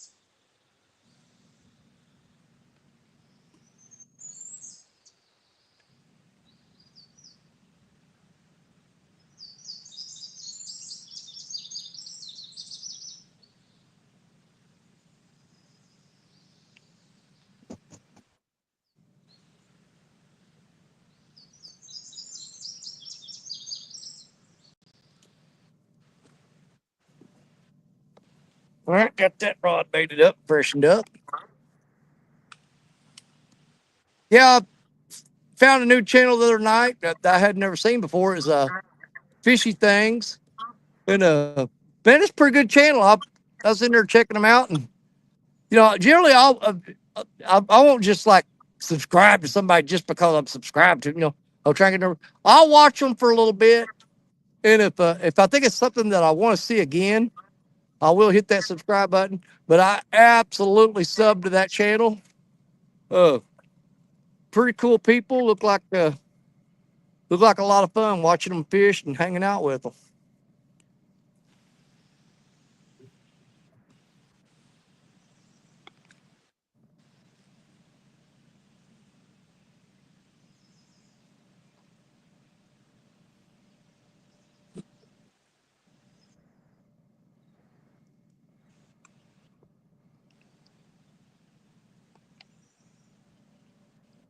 Yeah, Michael Grumpy, I told him he needs to check out you and Jerry Parker. Well, I appreciate that. Yeah, he goes. I always tell people the same thing. I meet people here on the riverbank all the time. They come up and get talking to them, and I tell them I got a YouTube channel, and they'll always go check it out. And my advice I give to anybody that that goes to my channel for the first time I've got a lot of live streams on there, and they go anywhere from 4 to 8 hours long. And I always tell them the same thing. If you're going to check out my channel, don't worry about the live streams, because the only time the live stream to me is the only time it's fun watching live stream is when it's actually live, Yeah. and you can sit there and chat with other people and stuff. But to go back and watch that live stream, rewatch it, man, that's just a lot to ask of anybody. But the point being is, a lot of people have noticed and said something to me about it. If I do a live stream and I catch a really good fish, I will make a short video out of that. Okay. And I've actually had people kind of criticize me on it, saying, "Oh, well, you put out a short video," and I went and watched it. I'd already seen it on the live. I'm like, okay, that's great. But what they don't realize is I'm making that short live or that short video from the live for Fish people on, who man. haven't seen Fish it. on. That way they ain't gotta. What you got? Fish on. I was busy talking, but yeah, well, hell, let's just do what you want. We're in the old dock runner. There ain't no other way, A Danny. solo, get it done. Another grimmage. Oh well, Make a and it is lot of just fish not proud. catfish time, man. Parker's banging on the drum. Yeah, he is.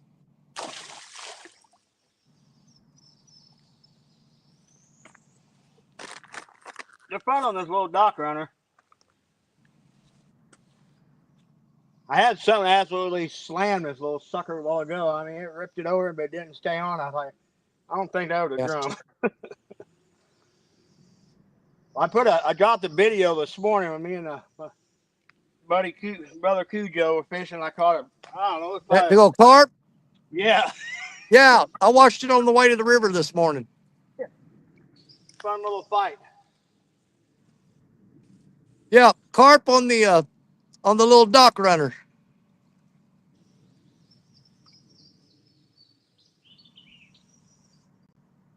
Yeah, the fish was as long as the rod. Let's see. Berlina says, I was thinking about YouTube and subscribers today and realized that everyone, not just people that fish, to subscribe and like and just play the videos, don't even have to watch. Everyone would make a killing just to have fun playing people's videos all day. Don't even have to like it or watch it. Like myself. Yeah. But no, I tell people, I said, if you're going to go watch my channel, uh, don't worry about the live streams, rewatching those.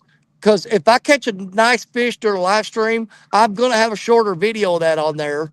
So I tell them, just go watch the shorter videos. And some of my short videos, they might be 3 minutes long. I've got some of them that are 40 minutes long.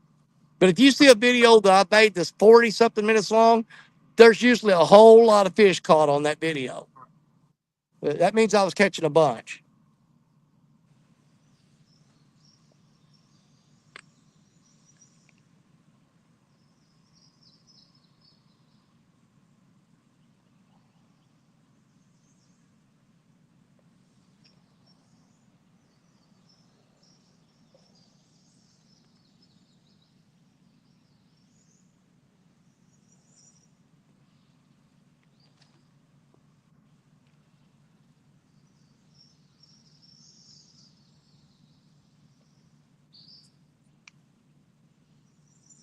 Well, so Jerry caught another drum. That means I need to step up and it's my turn. I need to catch a drum. So I rebaited that other rod right there. Got it ready to go.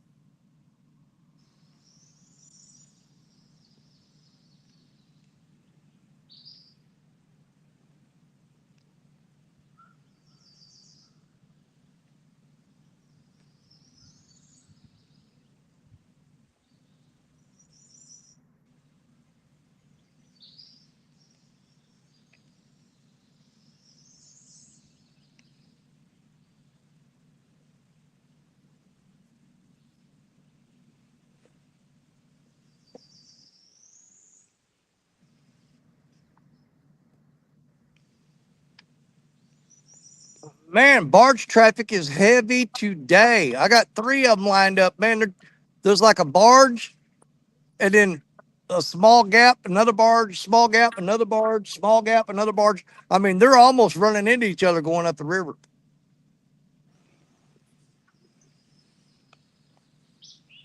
It's absolutely insane, the barge traffic today.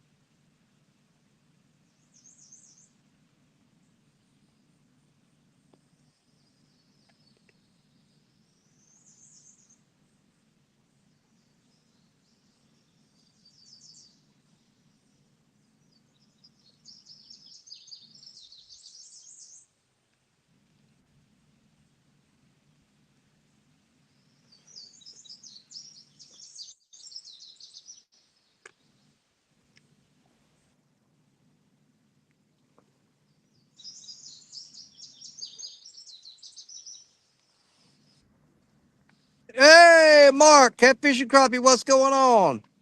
He What's going says, on, Mark? howdy, Danny, Parker, and Mad County. What's going on? Well, Michael Grumpy Vet said, Lisa absolutely jinxed me the other night when she said, don't be a Bobby.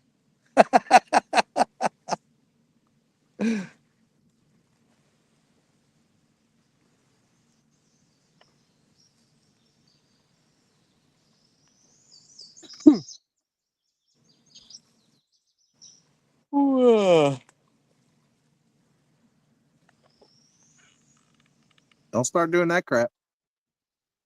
I'm Yeah. taking off nappy time. Crappie Day Darn, what's going on? Good to see you, brother.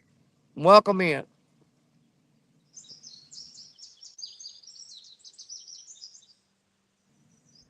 Well, Mark said, try to sleep in so I can fish tonight. Hell yeah. Mark's been getting on a few flatheads too. Yep, sure has. He- He's doing a hell of a lot better than I am. I know that. I caught a couple of flatheads, was it last weekend and the weekend before, but man, they weren't very big at all.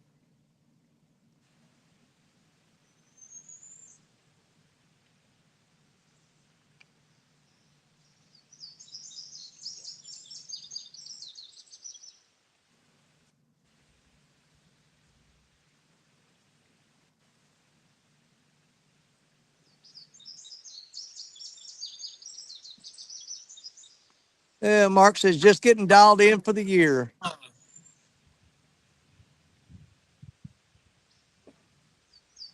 Well, it just sucks that Mark has such a short window. You know. Yeah.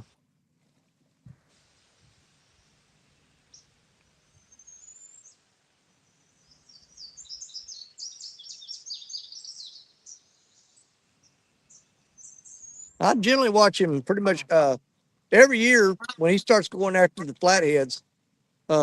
He does pretty damn good. Yeah, he does. He really does. He's got that section of fox he fishes on pretty dialed Yeah. in. He knows when to go in and where, you know. And Mark says you got to make hay when the sun's shining. Absolutely. And if you guys have never watched Mark doing his night fishing to catching the flatheads and stuff, uh, the the flatheads are amazing. I'll give you that. But the conversation alone is well worth watching the show.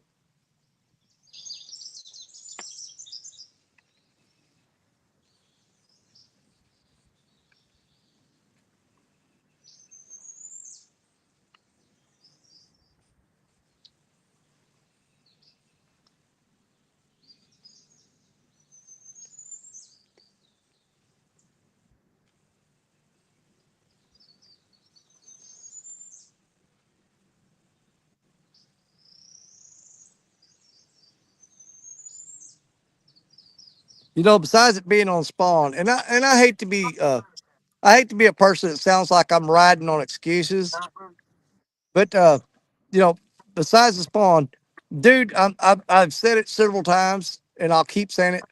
The commercial guys coming through here in this area here, dude, I'm telling you, I've noticed it. They have absolutely devastated the fish population here. I mean, they've all but wiped them out. Yeah, they've been hitting our section of the river really, really hard. There's about six guys you see pretty much on a daily basis if you come to the river. Yeah, but I've talked to people that talk to those guys because I don't talk to them.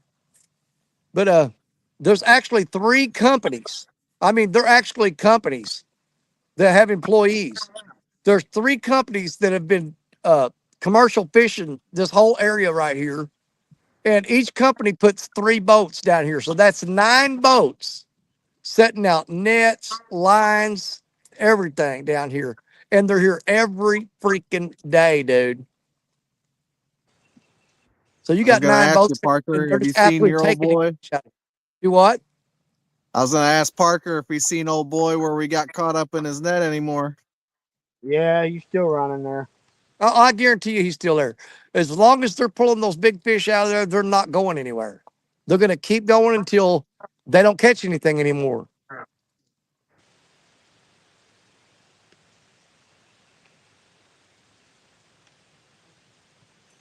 But Yeah, when it stripped they've me been and Parker hammering this took in spot his here. boat, we got a little close to his net that last time. Yeah, yeah. But these guys that's commercial fishing this right here, this section of water where I'm at, they've been hitting it hard for about it's going on 3 years now. And after 3 years, it is unbelievable the difference it has made as far as affecting the how many fish are in this water.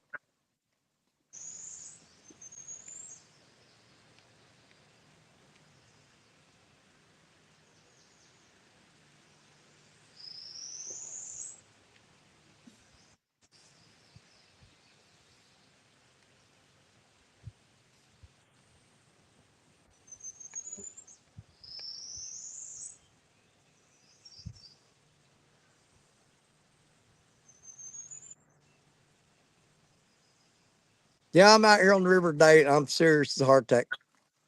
All I can think about is next weekend. I cannot wait, dude. It's gonna be so much fun. Well, when you get time to spend time with your grandkids, that's what it's all about. Yeah, I mean, I just sit here just twitching thinking about it. You say you're going to Baldwin? Yep, for the kids tournament, that's where we're headed. Um, you would think that I would say no to that because of the fact that the last time I went to Baldwin, uh, I fished that was that the Dock Demon tournament or the oh is No, that uh, holy oh crap, was the Wayfarer tournament, the the Wayfarer Walmart tournament. tournament. Yeah, Yeah, well that's the thing. We went up there for that Walmart tournament, and dude, I caught 60 freaking fish, but they had to weigh a pound to count. But with the kids tournament, uh, size don't matter because you can catch. There's three categories. The kids get prizes for catching the biggest fish, the smallest fish, and the most fish. well, you can get two of those probably. Yep. And there's a pair of kayakers on the Illinois side over there, just cruising down the river. I bet they are.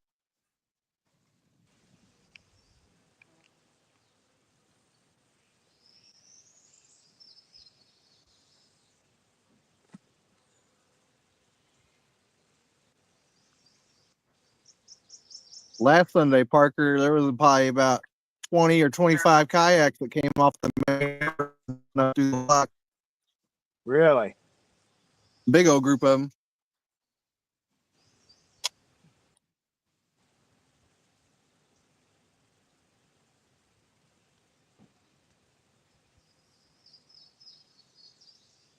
I tell you, the place that I fished where I've had, they're not really a big nuisance. I don't want to make it sound like that. But when you see the most kayak activity is every time I go up to Crab Orchard Lake, I take Oh the yeah. camper up there and stay. If I'm fishing from the bank right there by the camper, and man, them kayakers come zipping through there just like one after the other, back and forth, right on top of your lines. I don't think a kayak really is that big a deal. Now, if they were in a boat and going that close to the shore and going back and forth, yeah, that would probably Huh. piss me off after a little time. Hey, But the Danny. kayaks, nah, it's like a duck floating over your line. No big deal. Hey, Danny. Yeah. We were talking about the commercial guys Yep. Is right he there. there? Yep, just Hang on a literally second. put the ramp up. Can you see him out there? Yep, I got him. Yep. So, You out where Man, we I met, just, Parker? hi. I was asking, are you out where we met? Yep. Yep. and I get it. They're making a living, but you know what? I just what they're doing with selling those fish to pay lakes and stuff. At some point, you got to say, if you've got any morals at all, are you just going to come in there and rape an ecosystem and just wipe out the natural resource that's there to put $1 in your pocket? Greed's It, a powerful thing, my friend. Greed is yeah, a powerful thing. but some people that's the thing though. I'm trying to justify it or try to see it from their point of view. But I look at the boats they're driving, and some of those boats, man, are 200, $300,000 boats. With all the equipment and gear they've got on there, and if you can afford to do that, you know, I'm like, what the hell?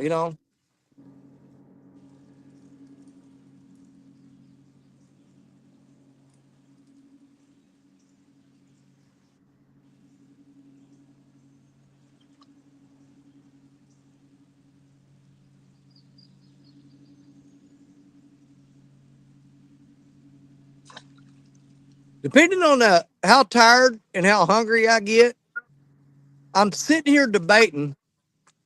Um, man, it depends on what time I end this. Man, I may drive down. It's a pretty good ways. I may drive down to that little that crappie and bullhead lake and may try to fish the River Cats tackle show tonight and catch bullheads and crappie off of uh off of our gear.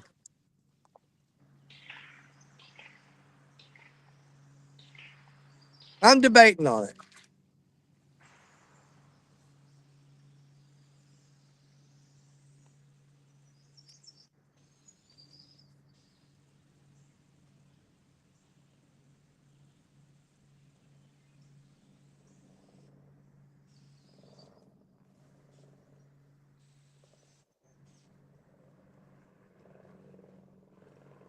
Dude, I have got an ungodly amount of attack helicopters flying over me today.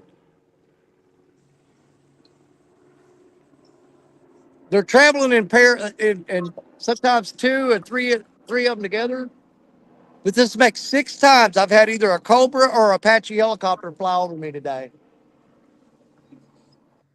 But that one there's a Black Hawk.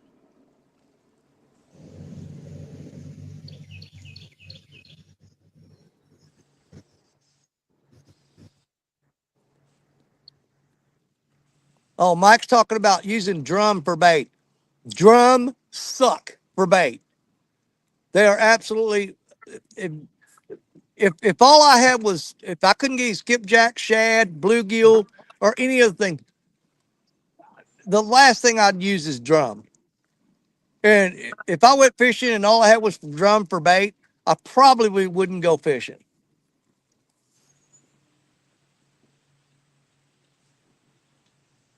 You can eat them though. Contrary to what Lyle Stokes says, you can absolutely eat drum. They're delicious. But the only time I'll use drum is like if I catch a small enough one to put live on a hook.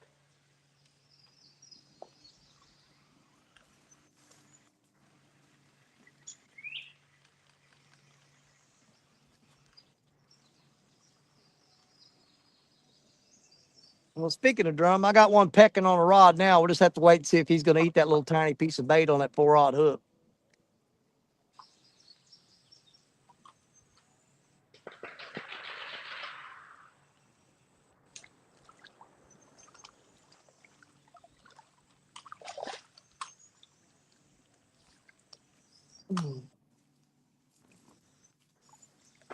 There's a couple folks in a boat out there in front of me. They're heading right to where I wish I could get to.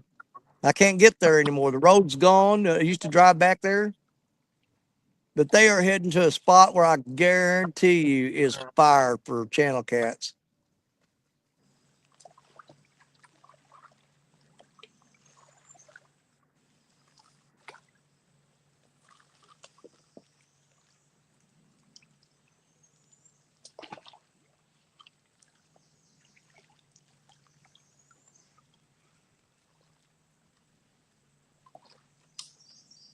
Yeah, I didn't think about that. Mike Lockhart was asking about using drum for bait, and Krill says that he don't like it, and I don't like it. But you know, Mike Lockhart's talking about fishing a farm pond for channel cats. I don't know about. I would almost say most farm ponds with channel cats in there, you can catch them on pretty much anything. And drum might work in a farm pond for channel cats. Taking a tub of chicken livers. Yeah.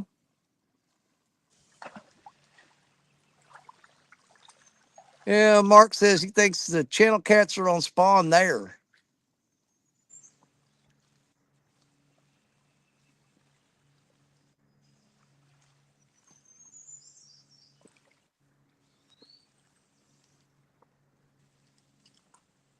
That's about 45 miles out of my way. Then I may jump on Interstate 55 and head south and cut back over toward Kennett. And I may go try to fish for bullheads on Lance's show tonight. But if I do, I'm going to rig up that crappie rod. Hang on, that old guy's getting. Man, that whatever's biting that little rod sticking straight out down there, he's sure getting aggressive with it. But I can tell why he's acting. It's a drum bite. He's tapping it and dropping slack, tapping it and dropping slack. Just got to let him get hooked up.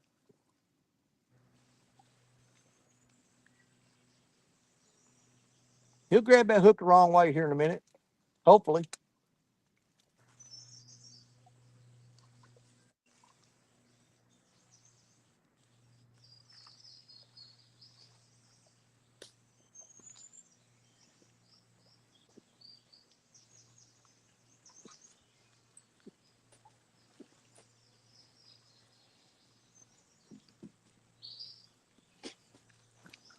Oh.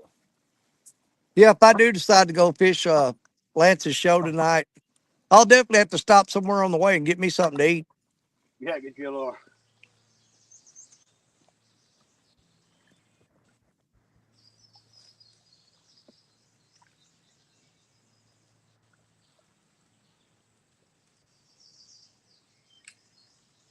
Yeah, Mark says he needs a few channel cats for the freezer. The little bit he had cooked on the Panfish Nation show, I guess that got him fired up. Well, I tell you what, I have got a freezer full of little 1.5, 2 pound channel cats and blues that I got at Baldwin. But we've been eating a lot of them. So next Saturday, I'm probably going to be throwing a few of them in the cooler too.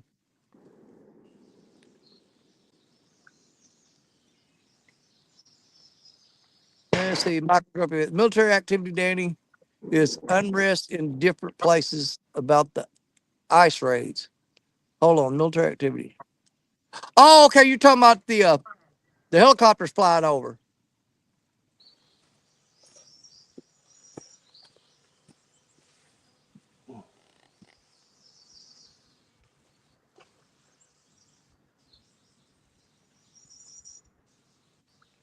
Well, we don't have as big of a migrant problem here. Let me rephrase that because I don't want to offend nobody. I mean, there's some people I don't care if I piss them off, but I still want to try to be fair about it. we don't have as big of an illegal immigrant problem here as they do in other places around the nation. And make sure you take note that I said we don't have an illegal immigrant problem. I didn't say migrant problem. I did, but I took the time to correct myself on that.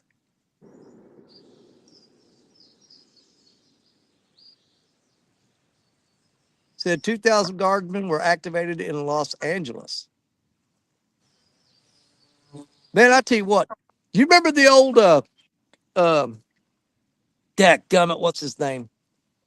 Was married to Goldie Hawn. Uh Crap. Kurt Russell. Kurt Russell. Do you know the way LA and all them places are becoming now? It is one step away from being like that movie, Escape from LA. Yeah. Yeah. I mean, it's getting really freaking close, dude.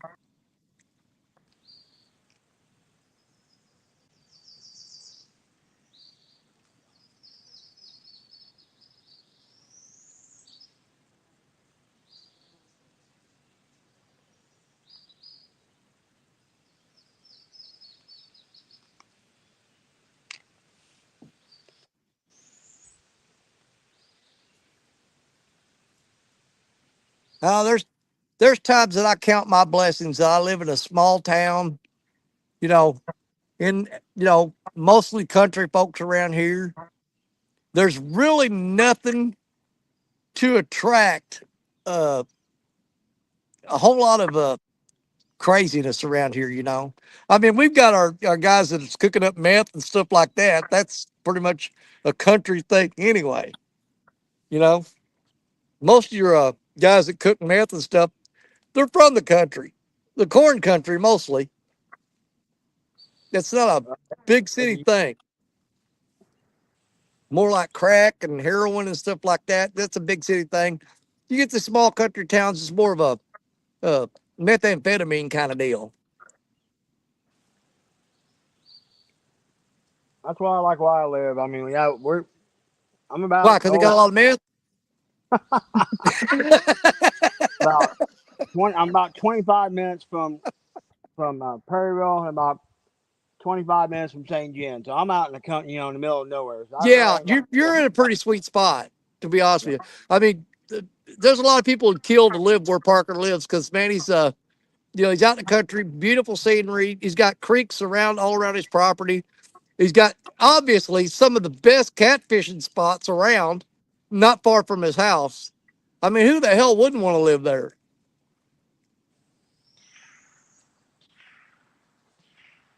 The only downside to it that I can think of right now is when you have those big winter storms that knocks out power. You're the last person to get power back. Yep. Yeah, when we had all that ice, it was like 7 8 days before we got our power back.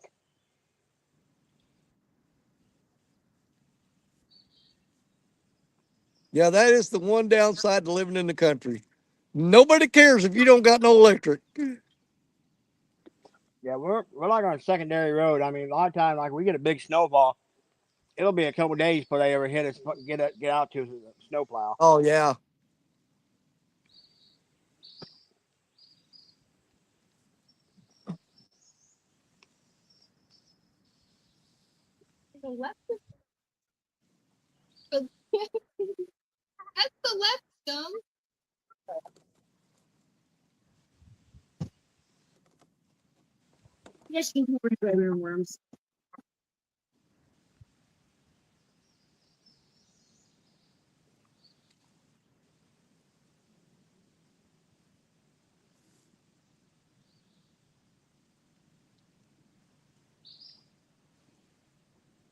Sit there trying to do the math in my head. What time does Lance's show start? It starts at 6 Central, right? Yes. So it's 2 minutes till 2 here. I'm thinking I probably go. I'm not gonna go any later than 4 o'clock my time, and it's two. I'm gonna say it's 2 o'clock here now, so another 2 hours, at the most. And then I'm really thinking about packing up and heading south and going all the way across the I'll be going from one side of the boot heel in Missouri to the other side of the boot heel in Missouri. So I'm going across that little boot heel down at the bottom of Missouri. I'm going from one side of it to the other. But I'm seriously thinking about going and fishing for panfish and bullheads tonight on Lance's show. That'd be about perfect. That'd be about time. 'Cause about 4 o'clock dark. I'm wore out, man. Like I said, I never did get no sleep last night. And Oh, I get it. I don't know how the hell you're out there now. I mean, I used to could do it. I can't do it no more.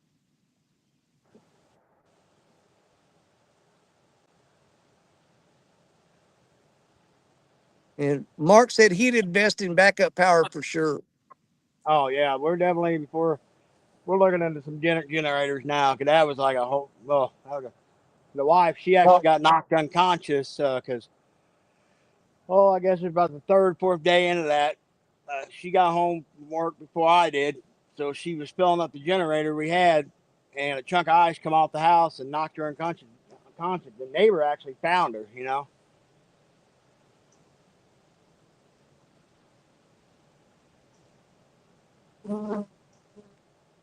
well, if you remember that bad ice storm we had in 2009, um, dude, it knocked out power in almost all of the boot heel in Missouri.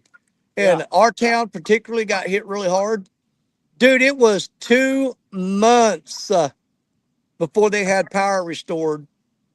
And it was so bad in our hometown that there was people dying and the ground was frozen solid. They couldn't dig the graves.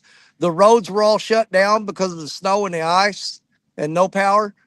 They were actually putting the bodies in a freezer and holding them until all the power was back on and the ice had all thawed out before they. And dude, that 2 weeks after the power is back on for 2 weeks, dude, they were digging several graves a day to bury people that had passed away that they had been holding in a freezer until they could get them into the cemetery. They actually ran out of room. They were having bodies stacked.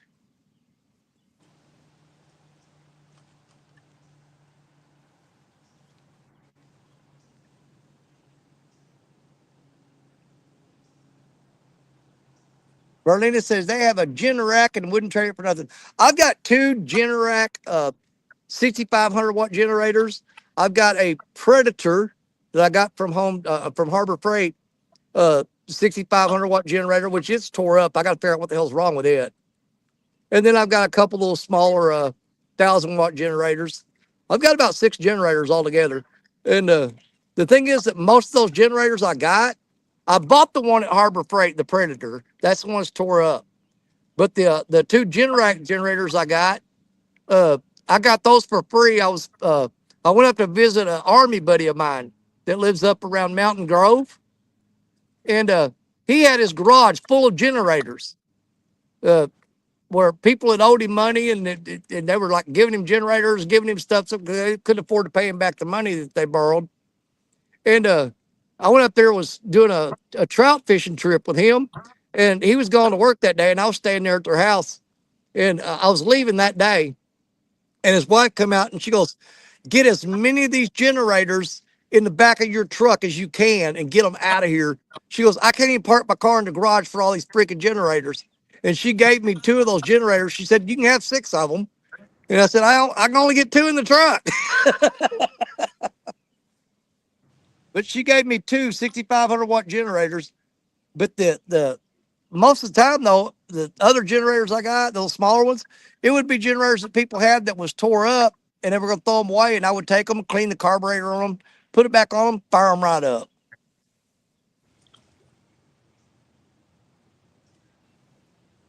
Mark says, yeah, we have a rigid 11,000 watt that runs on propane, gasoline, or natural gas. We need to run out business if power went out. We need to run out business if power went out. Oh, absolutely. I think that one rod there and got picked on, picked on, picked on. I bet you got the bait off there. You can go check it real quick. Oh,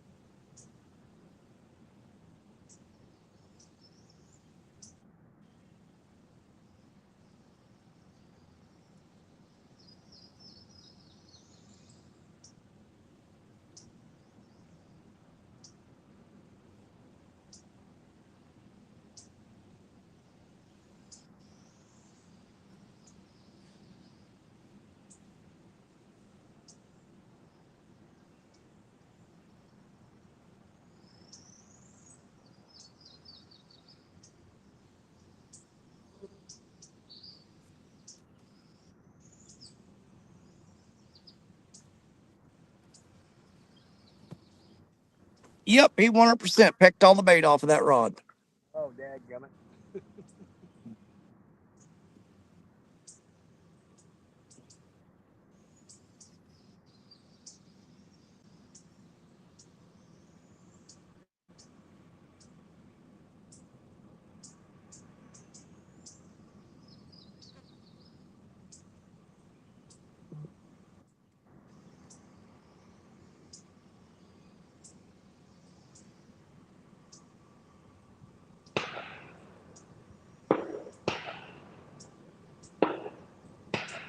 Somebody's shooting. Yeah, they're about 100 yards from me. They're little. You're not actually even supposed to target shoot down here. But people do it all the time.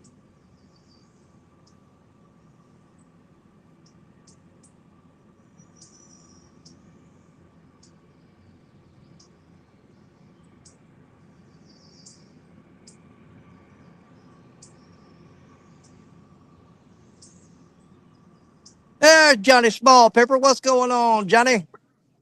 Johnny.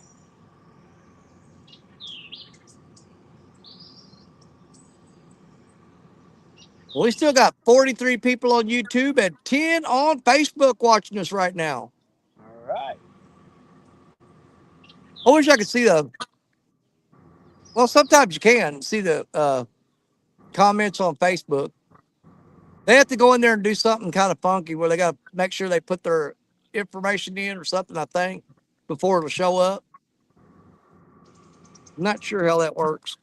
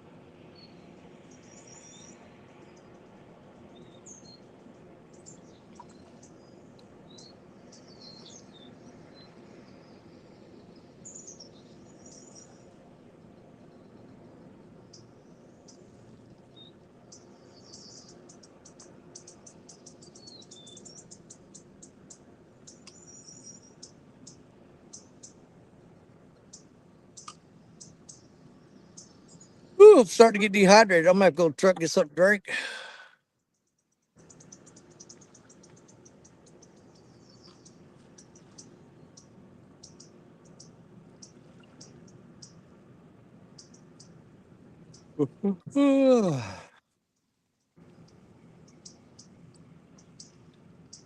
Dadgum turtle. I must be sitting in his bank spot.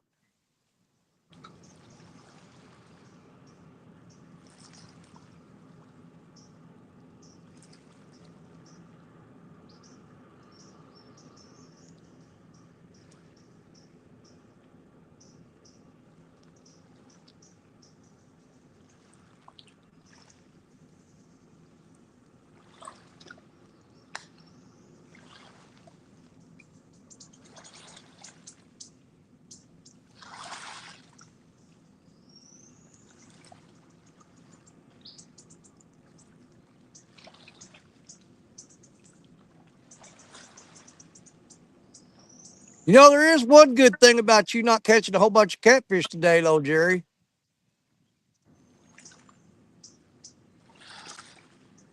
So what? I said, there is one good thing about you not catching a bunch of catfish today. That. Makes me feel a whole lot better about not driving all the way up there. Oh yeah. Yeah. That's a pretty good haul for me. If I drove all the way up there for these fish not to be biting, I'd be like, man, I just spent a lot of money on gas for nothing. Uh-huh.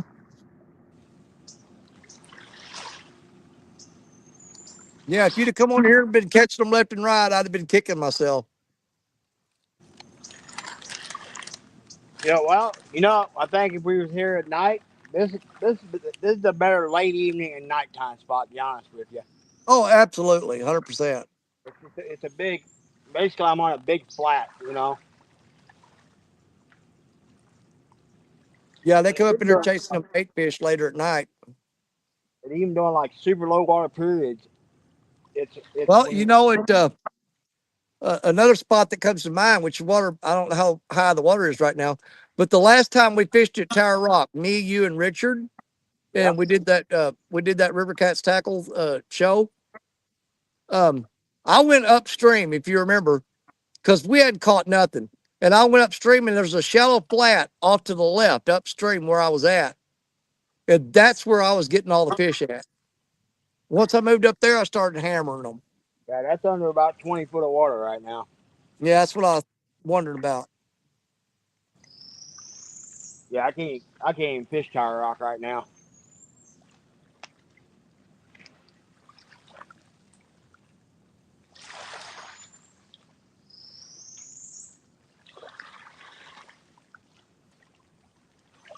Well, you could, but basically all you'd be doing is donating hooks and sinkers.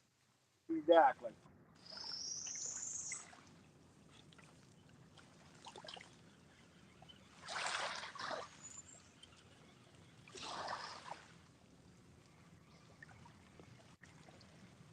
Oh, I am dreading this next work week, though. Oh my God, dude, I've got to start studying. I got a Department of Natural Resources. I got a bunch of tests I got to take, and I got to pass those tests. That's this coming week, and I haven't studied at all. I'll be doing a whole lot of late night studying.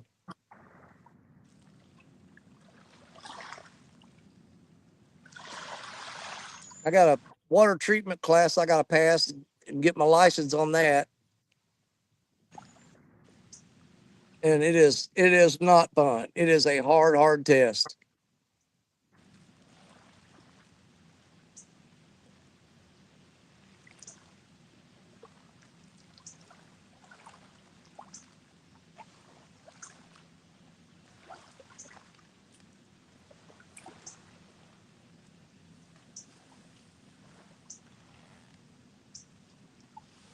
I tell you what, Jerry, this is what I'm thinking now. I mean, unless you think the bite's just going to turn over and become phenomenal within the next hour, which I'm kind of doubting. I got 13 after 2, my time, your time. I'm thinking with the traveling I got to do, plus I got to stop and get something to eat and stuff.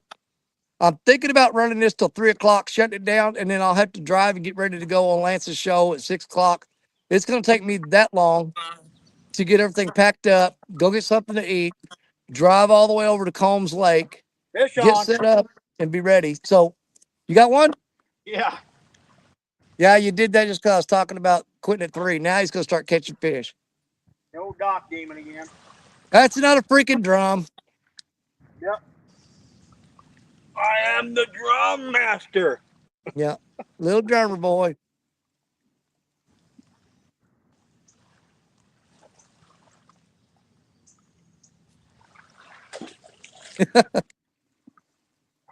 Man, you got a lot of trash floating in that water Oh, there. dude, yeah. I've been here for the last 20 minutes. I've just been constantly juggling rods.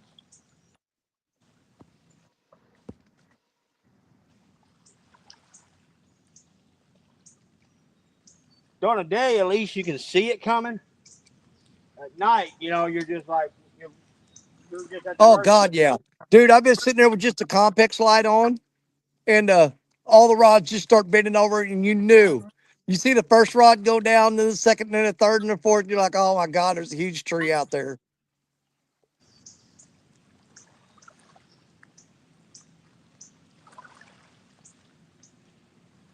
Berlina says she's pretty sure your debris is getting worse.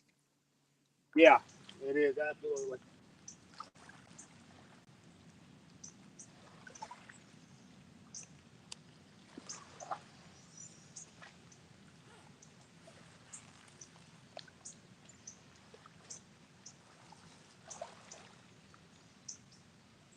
I mean, an area that I know. I mean, I've hooked big fish in this crap, and I've had to go up to my neck out to get them. You know.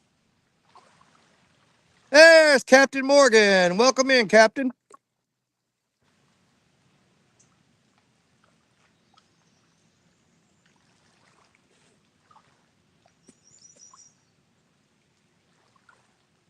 Berlina says you got a forest piling up in front of you. Fish on again. I got you. Same damn rod.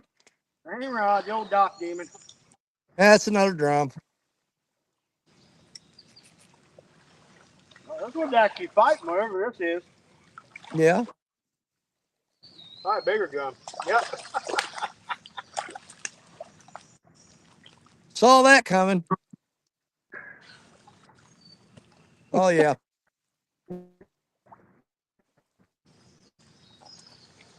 Need to take a couple of them I home, need make to. some blackened drum or some drum and red gravy. Oh, put them on some dry ice and ship them to Lyle. Now you need to cook them, then vacuum seal them and freeze them after you cook it and prepare it, and then pack it in dry ice and ship it to him and tell him heat this up and eat it, and don't tell him what it is. I guarantee if I could fix some fresh drum and serve it to Lyle, he'd be all over it. I know it, but man, he's just so convinced because he's had it before. It wasn't cooked right. I'm telling you, what he had was not good. But he is just so convinced that you can't eat drum; they're no good. I mean, when we was a kid, I mean, drum, I mean, every kind of fish was a big staple of our diet, you know. Oh, absolutely, man. Growing up poor in the country, you was eating squirrel, rabbit, or fish. Mm-hmm.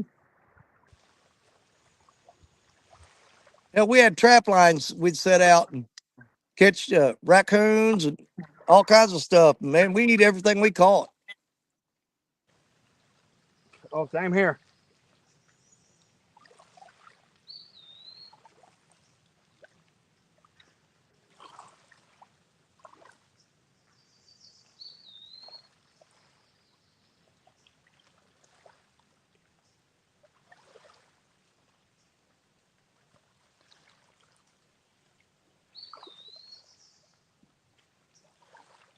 Double hook angling, Dave. What's up, Dave? I saw Dave out fishing the other day. Him and Gregory. I was at work and I was having to work in the metal shop, so I just turned on the old YouTube with Dave in there fishing and had my hearing aids in, so I couldn't watch the show because I was busy working, but I could hear it in my ear. He even talking to some other people on the boat and everything. And Dave says we eat small drum, 12 to 15 inches.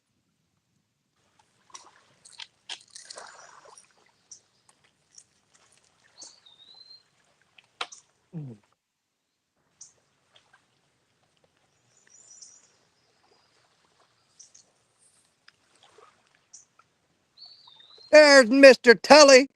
Welcome in. Good to see you. Sorry I was blowing your drums off, Danny. As loud you know I am. No, man, you were I had them turned down. You were perfect. You was out there having a good time, and I was at work listening and enjoying enjoying hearing you out there. Like I said, I wasn't able to watch because I was at work, but I was able to hear everything you was doing. talking to other boaters and stuff that were coming up there and all that.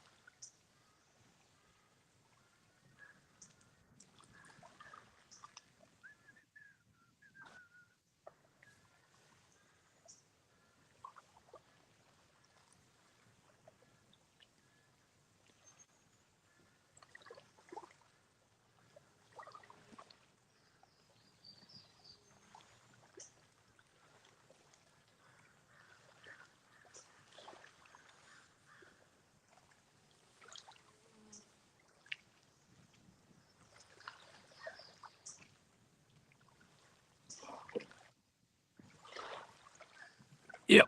I'm gonna have to step on the truck and get me something to drink, man. I'm about dehydrated. Yeah, It's just right there. It ain't like I gotta go very far. yeah, get you some before it gets too far out of hand. I know it, man. If you start feeling thirsty, you've already waited too long. Yeah, I'm the same way. Actually, I need to go grab me something out of my bag.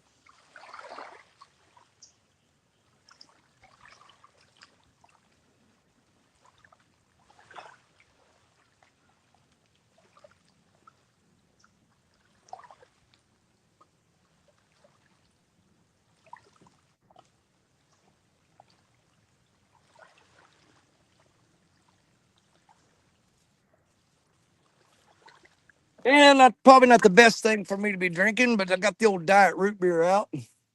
I'm saving my water for later.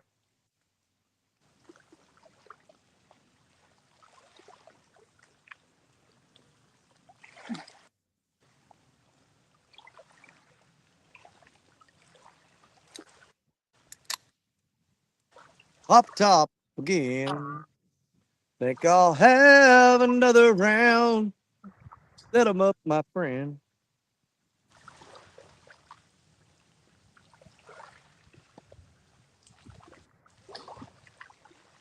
Oh.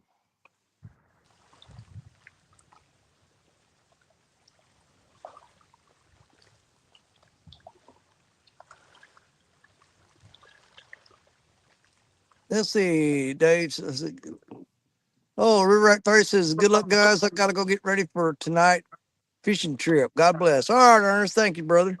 Good luck, bud.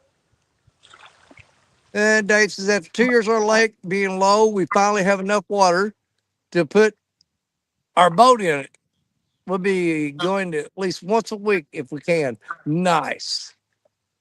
Got a 4.5 foot of water in 30 days in the lake. There's Real Hoss. What's up, Real Hoss? I hadn't seen you in a while.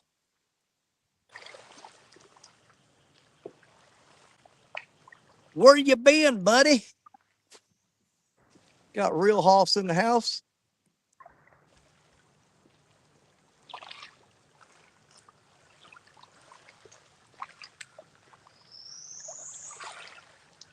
Yeah, we're gonna go for about another 37 minutes. Then I'm gonna pack up, go get something to eat, and then I've got about 45, 50 miles I gotta drive. And I'm gonna go set up on Combs Lake in Kennett, Missouri. I'm gonna get a hold of Lance and them, make sure they're cool with it. And I'm gonna probably try to do a little bullhead fishing on the show tonight on the River Cats Tackle Show. There you go. I'm gonna fix up that crappie rod. Probably throw either a 4/0 German steel hook on there, and I'll use the that new crappie rod. And I'm trying to decide if I want to use my 10-foot spinning rod, or maybe even go as far as using the evil eye rod. Evil eye rod would be perfect in bullheads. Yep.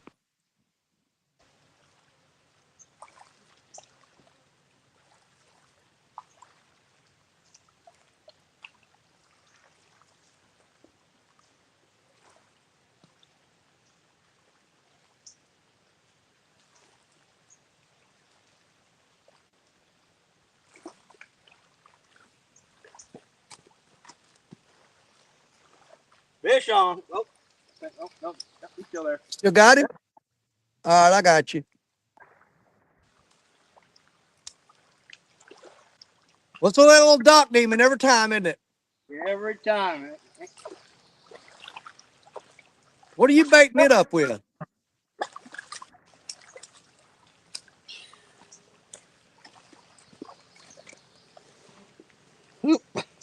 What bait are you catching those on? Crawlers. Okay. Yeah. I had a feeling.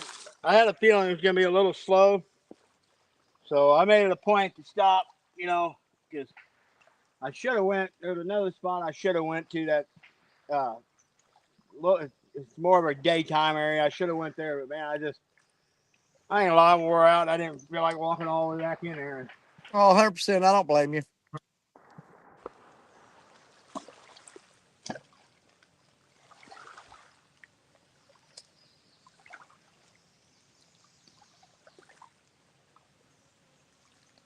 Okay, real hoss. Okay. I said we hadn't seen real hoss in a while. He said he had 2 minor strokes in 2 or 3 weeks in March. Man, I hate to hear that, but you're still with Hey, us, so I'm glad to hear that. prayers out to you, man. Ugh.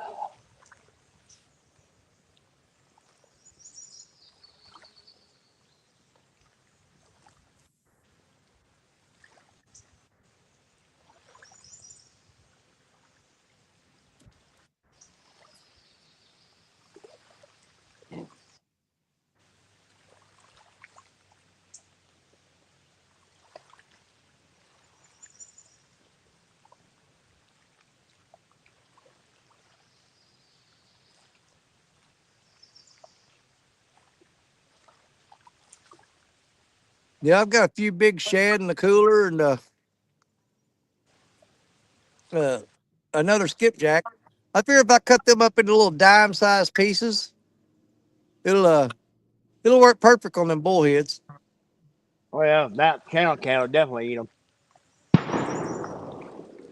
Dang, they're breaking out the high-powered crap. Yeah, trying to shoot across the river. I can see the splash.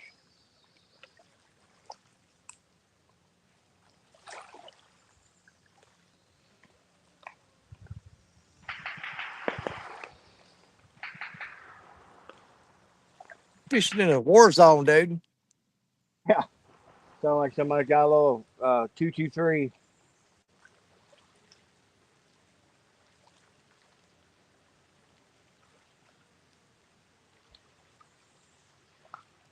We're real safe about it and everything because I've drilled safety through their heads. But one of my favorite things to do, other than fishing, is to take the kids out with a little Ruger 1022 and just set up targets and upstairs there plink at them targets. Man, that's a Oh, blast. absolutely. Yeah. Yeah. My Yeah, girls, with a whenever we used to little do that Ruger all. 1022, the bullets are real cheap. You can sit there and let them shoot for a couple hours, whatever, Well, till I they actually get used tired to, of it. when the girls would, I don't know, they wanted to do something. If they got to pick something over the weekend, and we couldn't decide who it is, I'd actually make them do a shoot off, and Yeah. whoever won, got to pick.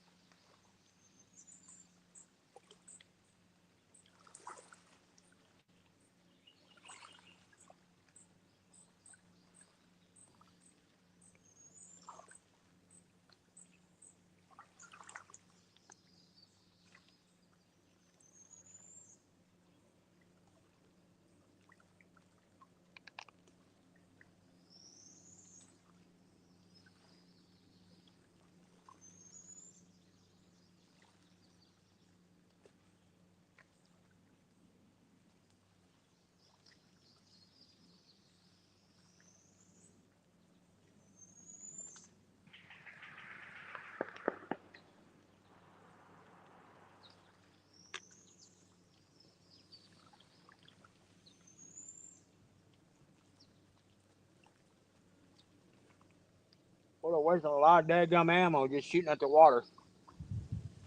which is illegal in Missouri. I might want to add Yes, it is. 100% illegal to shoot into the water. You can't even shoot at a deer that's standing in the middle of a creek.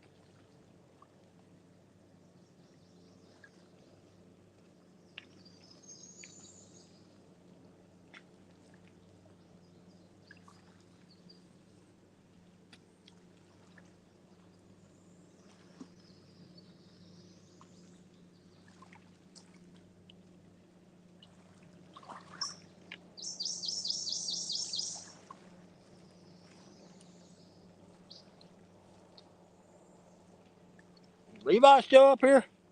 Did we lose him? He fell asleep. I might as well take a nap. I told you I was going to rename the show Napping with Danny Stone.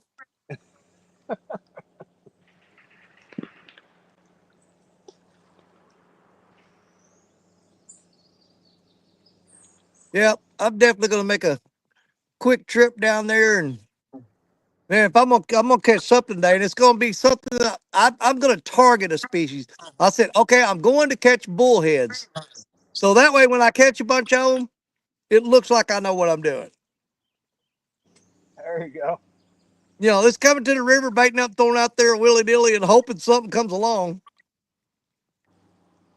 But when you can go and say I'm targeting a specific species and pull it off, it makes you look so much better.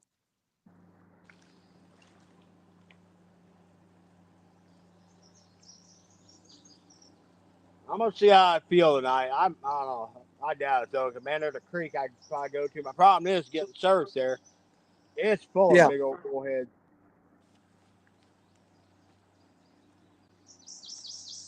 well, I know.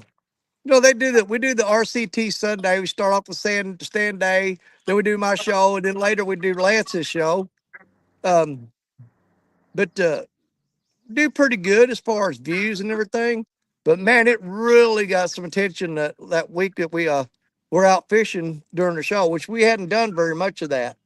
As far as the Rear Cats Tackle Show has mainly been a talk show, Mm-hmm. but you start adding a little bit of fishing element into it on the side, and it makes a world of difference.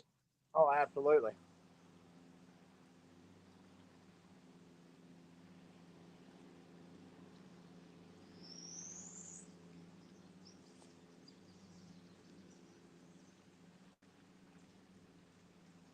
Yeah, I'm gonna have to take that. See, I don't even have that crappie rod set up, but I've got a Pin Fierce 2, that one I was talking about earlier, 4,000. I'm gonna slap that on that crappie rod for now because, like I said, I've got the Ancient Mariner 3000 spinning reel. It's gonna be here Monday, and that's the reel that's going on that rod. But for now, I'm gonna put that little Pin 4,000 on there. Well, heck, since you got to swing by the house, get you a container of worms to take with you. No, I'll catch some bullheads on these leftover shad and skipjack. I guarantee it. So if I go by the house, that's adding another 25 miles onto my trip. Yeah. I'm trying to save gas.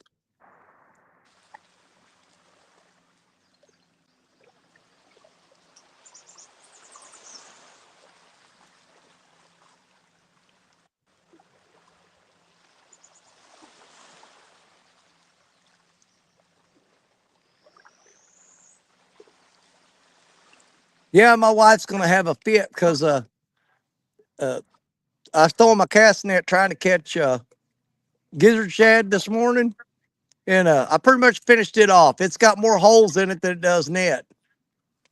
So I got to go home and tell her I've got to buy another net, which is probably going to go over like, you know, crap in a tornado. Said, you just got that net not long ago. Well, this is tore all to pieces. I ripped it to shreds.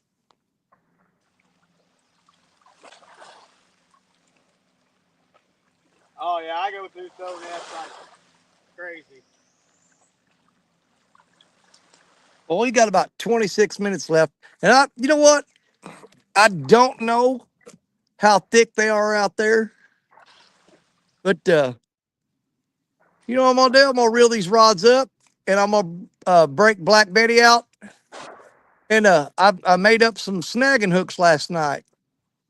I'm gonna throw out there and see if we can't snag something. I'm seeing a lot of fish surfacing on the water. It's mostly buffalo and stuff. They're probably not real concentrated in this area right here, but I'm gonna give snagging a little bit of a try. Let me get set up for that.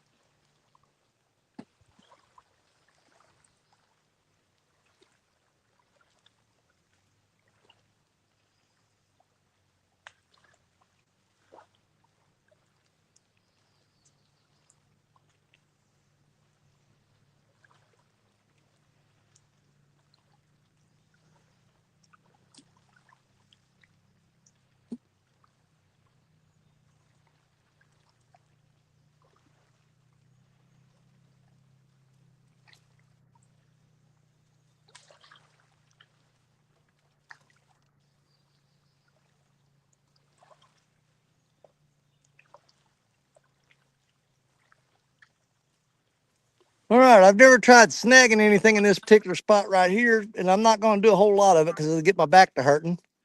But I'm going to throw out a few times, see if we can't hook into a big old invasive Asian carp or a big buffalo or something. Well, if they're there, you'll find them pretty quick.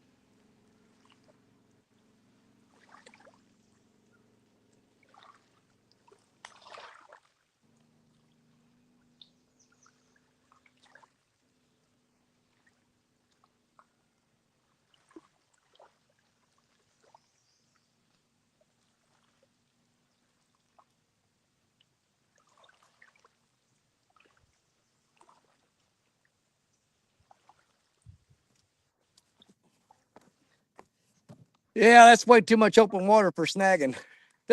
Is That it? for me. Now, if I go down to that spillway dam, where I usually go to catch my bait, I'll be on like Donkey Kong. dude, man, I get one on every throw. In that backwater tributary where there's no current, those Asian carp just pile up in there. Dude, you can't throw it out there and not and jerk that rod and not hit one of them. As I was saying, I don't normally snag on the main river because they're usually too spread out. It's too much work to hit them. But man, you get on that backwater, you can snag one on every throw. Well, next spring, Danny, you'll have to go with me and Will and them when we go to Kentucky Dam. We went snagging this spring with spoonbill. We got our limit of spoonbill, but dude, I can't tell you how many big 60, 50, 60, 70 pound Asian carp we snagged. Oh yeah. I was exhausted. My back hurt for like 3, 4 days after that. That's the thing. There's so many carp up there. I want to go up there and target the spoonbill. But man, after a while, you just get so sick of reeling in those carp, man. Big carp.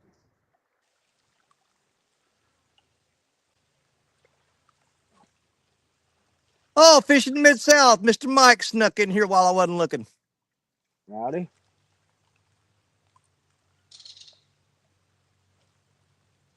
We still got that one rod out. It's right close to the bank. That's the only one that's caught anything today on drum. I can get about 13 minutes left. I'm gonna pack it up. Like I said, I'm gonna run to get something to eat. I'm gonna call my wife. That's the whole thing. The contingency of that, I have to make sure that I don't got something else I got to do this afternoon, because she was expecting me home no later than 4 o'clock. But I don't think there's any particular reason other than just for me to get home. She doesn't require it, but that's just what she thinks I'm gonna do. But I'll call her and tell her, hey, I'm probably gonna go down to Kennett, Missouri, and go to Combs Lake and try to get on some bullheads. And she'll be like, whatever, I don't care.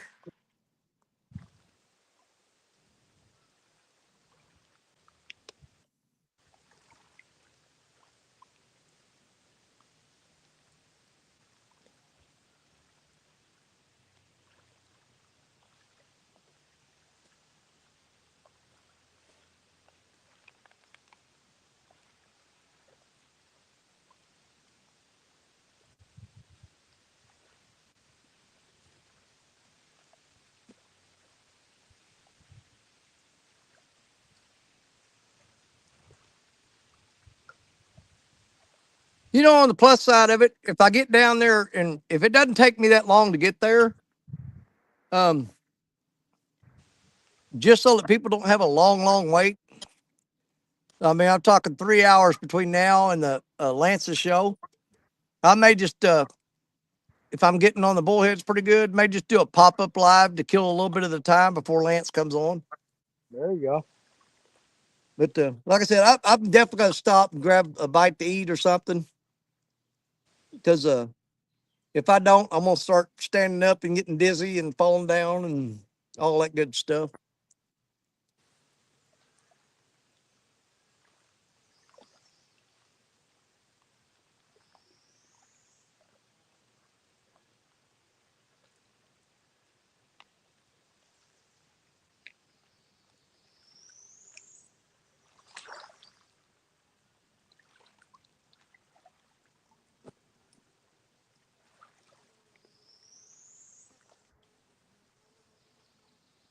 Yeah, that little lake I'm going to, I mean, it's a pretty decent little conservation lake. It's fairly new. I'm going to say it's less than 12 years old. Um, you can catch channel cats out of there and stuff, but they've got a limit of four, that you can keep four channel cats, because that lake's so new, that they just don't let you take a whole lot out of there. Which I'm not going there to catch fish to keep anyway. I don't think there is a limit on the bullheads. I think those you can take all you want. But that's the reason that I like Baldwin Lake, uh, Crab Orchard Lake, and Wren Lake, because there's no limit on those. And both of them, I mean, all three are loud. And I will say, crab is definitely the healthiest out of the three. Oh, I love going there, dude. We've had so much fun there, catching channel cats, and for some reason those channel cats are all the same. You've seen it, I've seen it. When you hook one of them, you think, oh, he got off, and he's running 100 miles an hour right toward the boat, and you're So, just having to reel as fast as you can, try to catch up with him. and it's one of the few lakes in the area that you can consistently catch double-digit channel cat. Oh, absolutely. Yeah, I Yeah, get 12 pounders out there all the time. I mean, it ain't no freaking Sandusky or Mendota, but it's pretty good for our area. Yeah, now if you was going for size, Sandusky or Mendota, yeah. But you know what? I would put Crab Orchard toe to toe with either one of them for numbers. Oh boy, I don't think Sandusky. Gosh darn, them folks, hell, they have 100 fish days pretty regular. Well, dude, when we've been up there time before, man, we've lit it up. I Yeah, I mean, know that one day, like, me and you hit it just right. Dang, that dang, it was just one right after another all day I long. know it. I mean, I we mean, caught you anchoring, dragging, and just about yeah, every when we other. were dragging bait, you reel fish in and you look up, the other rod's going down. You barely had time to get the fish off, throw him in the cooler, or throw him back in the water before you had to run and grab the other rod.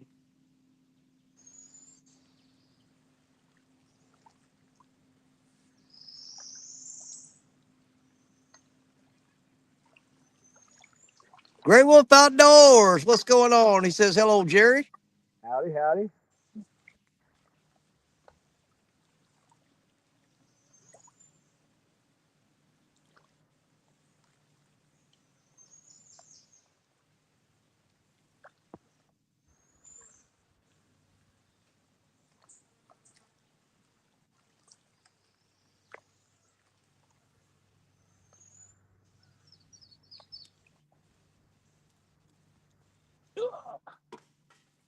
That's one thing I like about that truck being parked that close. If I got an empty soda can or something, I just pitch it right in the bed of the truck. Yeah, Catch fish with us. We caught 25 in the first hour at Sandusky yesterday. Switched to all big baits to keep the small fish off. Got a 25-pound channel cat for the veteran we took out. Nice. excellent. Oh, that's outstanding.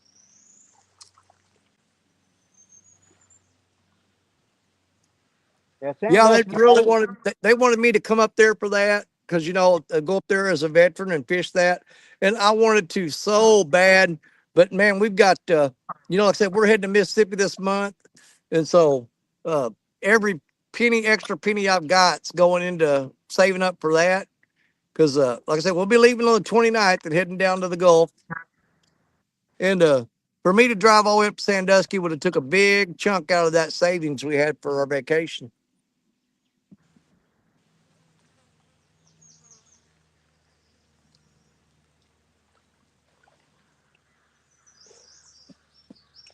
Yeah, Sandusky definitely. It's one of the places I eventually want to get to because I'm gonna go like next year. I'm gonna go try to hit 2 or 3 new spots next year, and I'm just not sure what I'm gonna put on the list yet.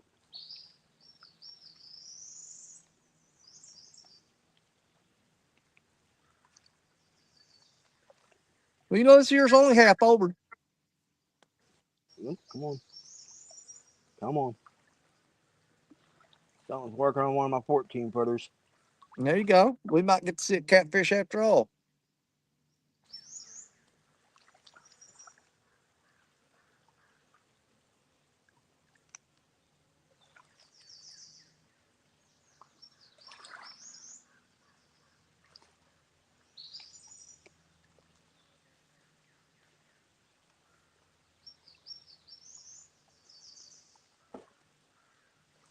Catch fish with us had been listening while woodworking in the shop. Had to stop to talk channel cats. Okay,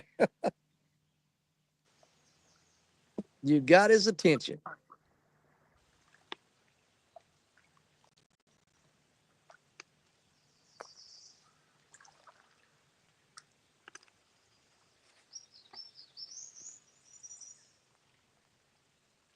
Catch fish with us said both of you are welcome anytime. We have extra beds. Just have to get here. Well, might take you up on that next year.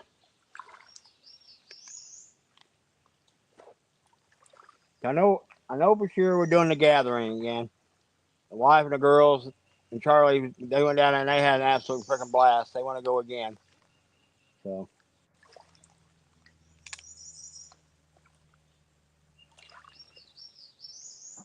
I got never did ever really ever fish a lake except for the off the bank. We ended up going to the gorge. 'Cause every time I suggested hitting the lake, the wife and the daughters they wanted to go back to the gorge because of the scenery. It was just Yeah. absolutely beautiful.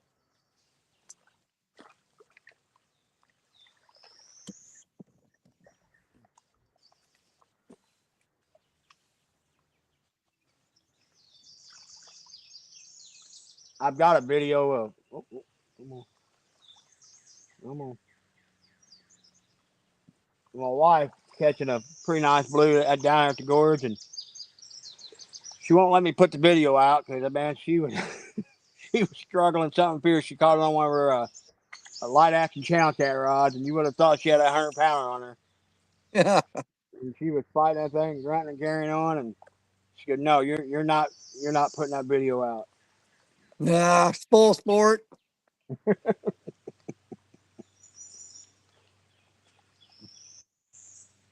Well, like my youngest one too, she caught a flathead, same thing, and she was grunting. And I thought she had something big, and she pulled up there about a pretty nice flathead, but it wasn't not even close to being a giant. And she was just, I mean, just the way she was carrying on, I said, "No, Dad, you're not putting that out.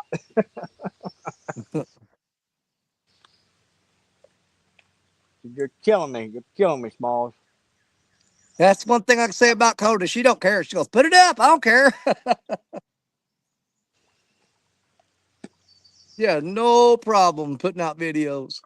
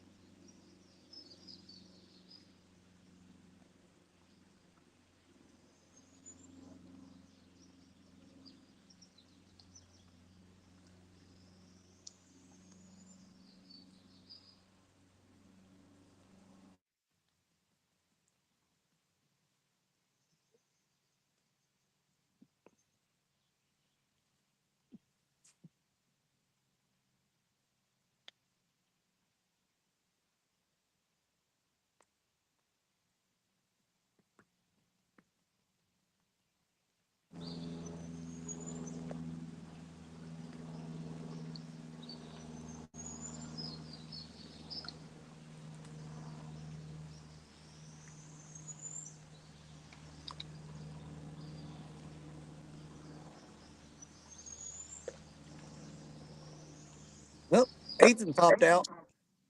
Did he? Didn't even say nothing. Just popped out, Yeah. huh? Well, that's 3 o'clock on the mark anyway, Jerry. So I'm gonna give you solo to everybody. Bye. I'm gonna pack up, get out of here. I'm gonna move to the next spot and get ready for this afternoon. Well, Danny, as always, thank you for letting me come up, brother, and everybody. Thanks for coming in. It was always a pleasure. Good, always a good time doing this. I recently hit 7K on YouTube, and I want to say thank you to all you folks. I know most of y'all probably subscribed, and thank you from the bottom of my heart. Like I said, it's the big thing with YouTube is just the biggest thing is getting the people I've gotten to meet and the friendships I've gotten to make. That's the biggest, the absolute best thing about YouTube. But I won't be up next Sunday. We'll be on vacation, but I will be back. And you all keep an eye out. Go to Lance's show tonight, Rivercast Tackle at be 6 Central. He'll be live, and Danny will probably be up fishing. John and everybody be up. God bless y'all, and we'll see you on the next one. All right, thanks, Jerry. Can't wait to fish with you again, brother, soon. Yes, sir, In brother. Yes, person. sir. All right, we'll catch you. All right. Later, y'all. All right, yeah. So we're gonna go to plan B. I'm gonna go I'm gonna pack up, go get something to eat, call my wife, make sure everything's cool and hunky dory with it. Uh, but the thoughts I got is I'm gonna rig up this brand new crappie rod and go see if we can't land some bullheads and fight them in on a crappie rod. Maybe throw out one of the other rods here and there. And I'll do my best. I'm gonna contact Lance and them and make sure everything's hunky dory and okay with them. And so we'll be if everything works out, we'll be on Lance McCouguy, the Hawaiian fisherman. Lance McCouguy, the Hawaiian fisherman. It'll be on his channel, the River Cats Tackle Show. And we'll do that tonight at 6 o'clock Central, 7 o'clock Eastern. But I got to get packed up, go get something to eat if I'm going to be able to pull this off and make it work. Because if I get down to that lake, it's going to be a whole different ball game. There's channel cats in there, tons and tons and tons of bullheads. And if I get there early enough, I may do a quick pop-up live to give you guys a little, uh, pre-show, whatever deal before the main event. And other than that, appreciate all you guys that came in and watched us today. Had people in here on YouTube and Facebook today. Appreciate each and every one of you. We're going to pack it up, get out of here. All right. But we'll be back. All right. You're my brothers, you're my sisters, you're my catfish family. God bless each and every one of you because you know that Danny Stone loves you. And I'll see you again real soon. Bye, everybody. Love y'all.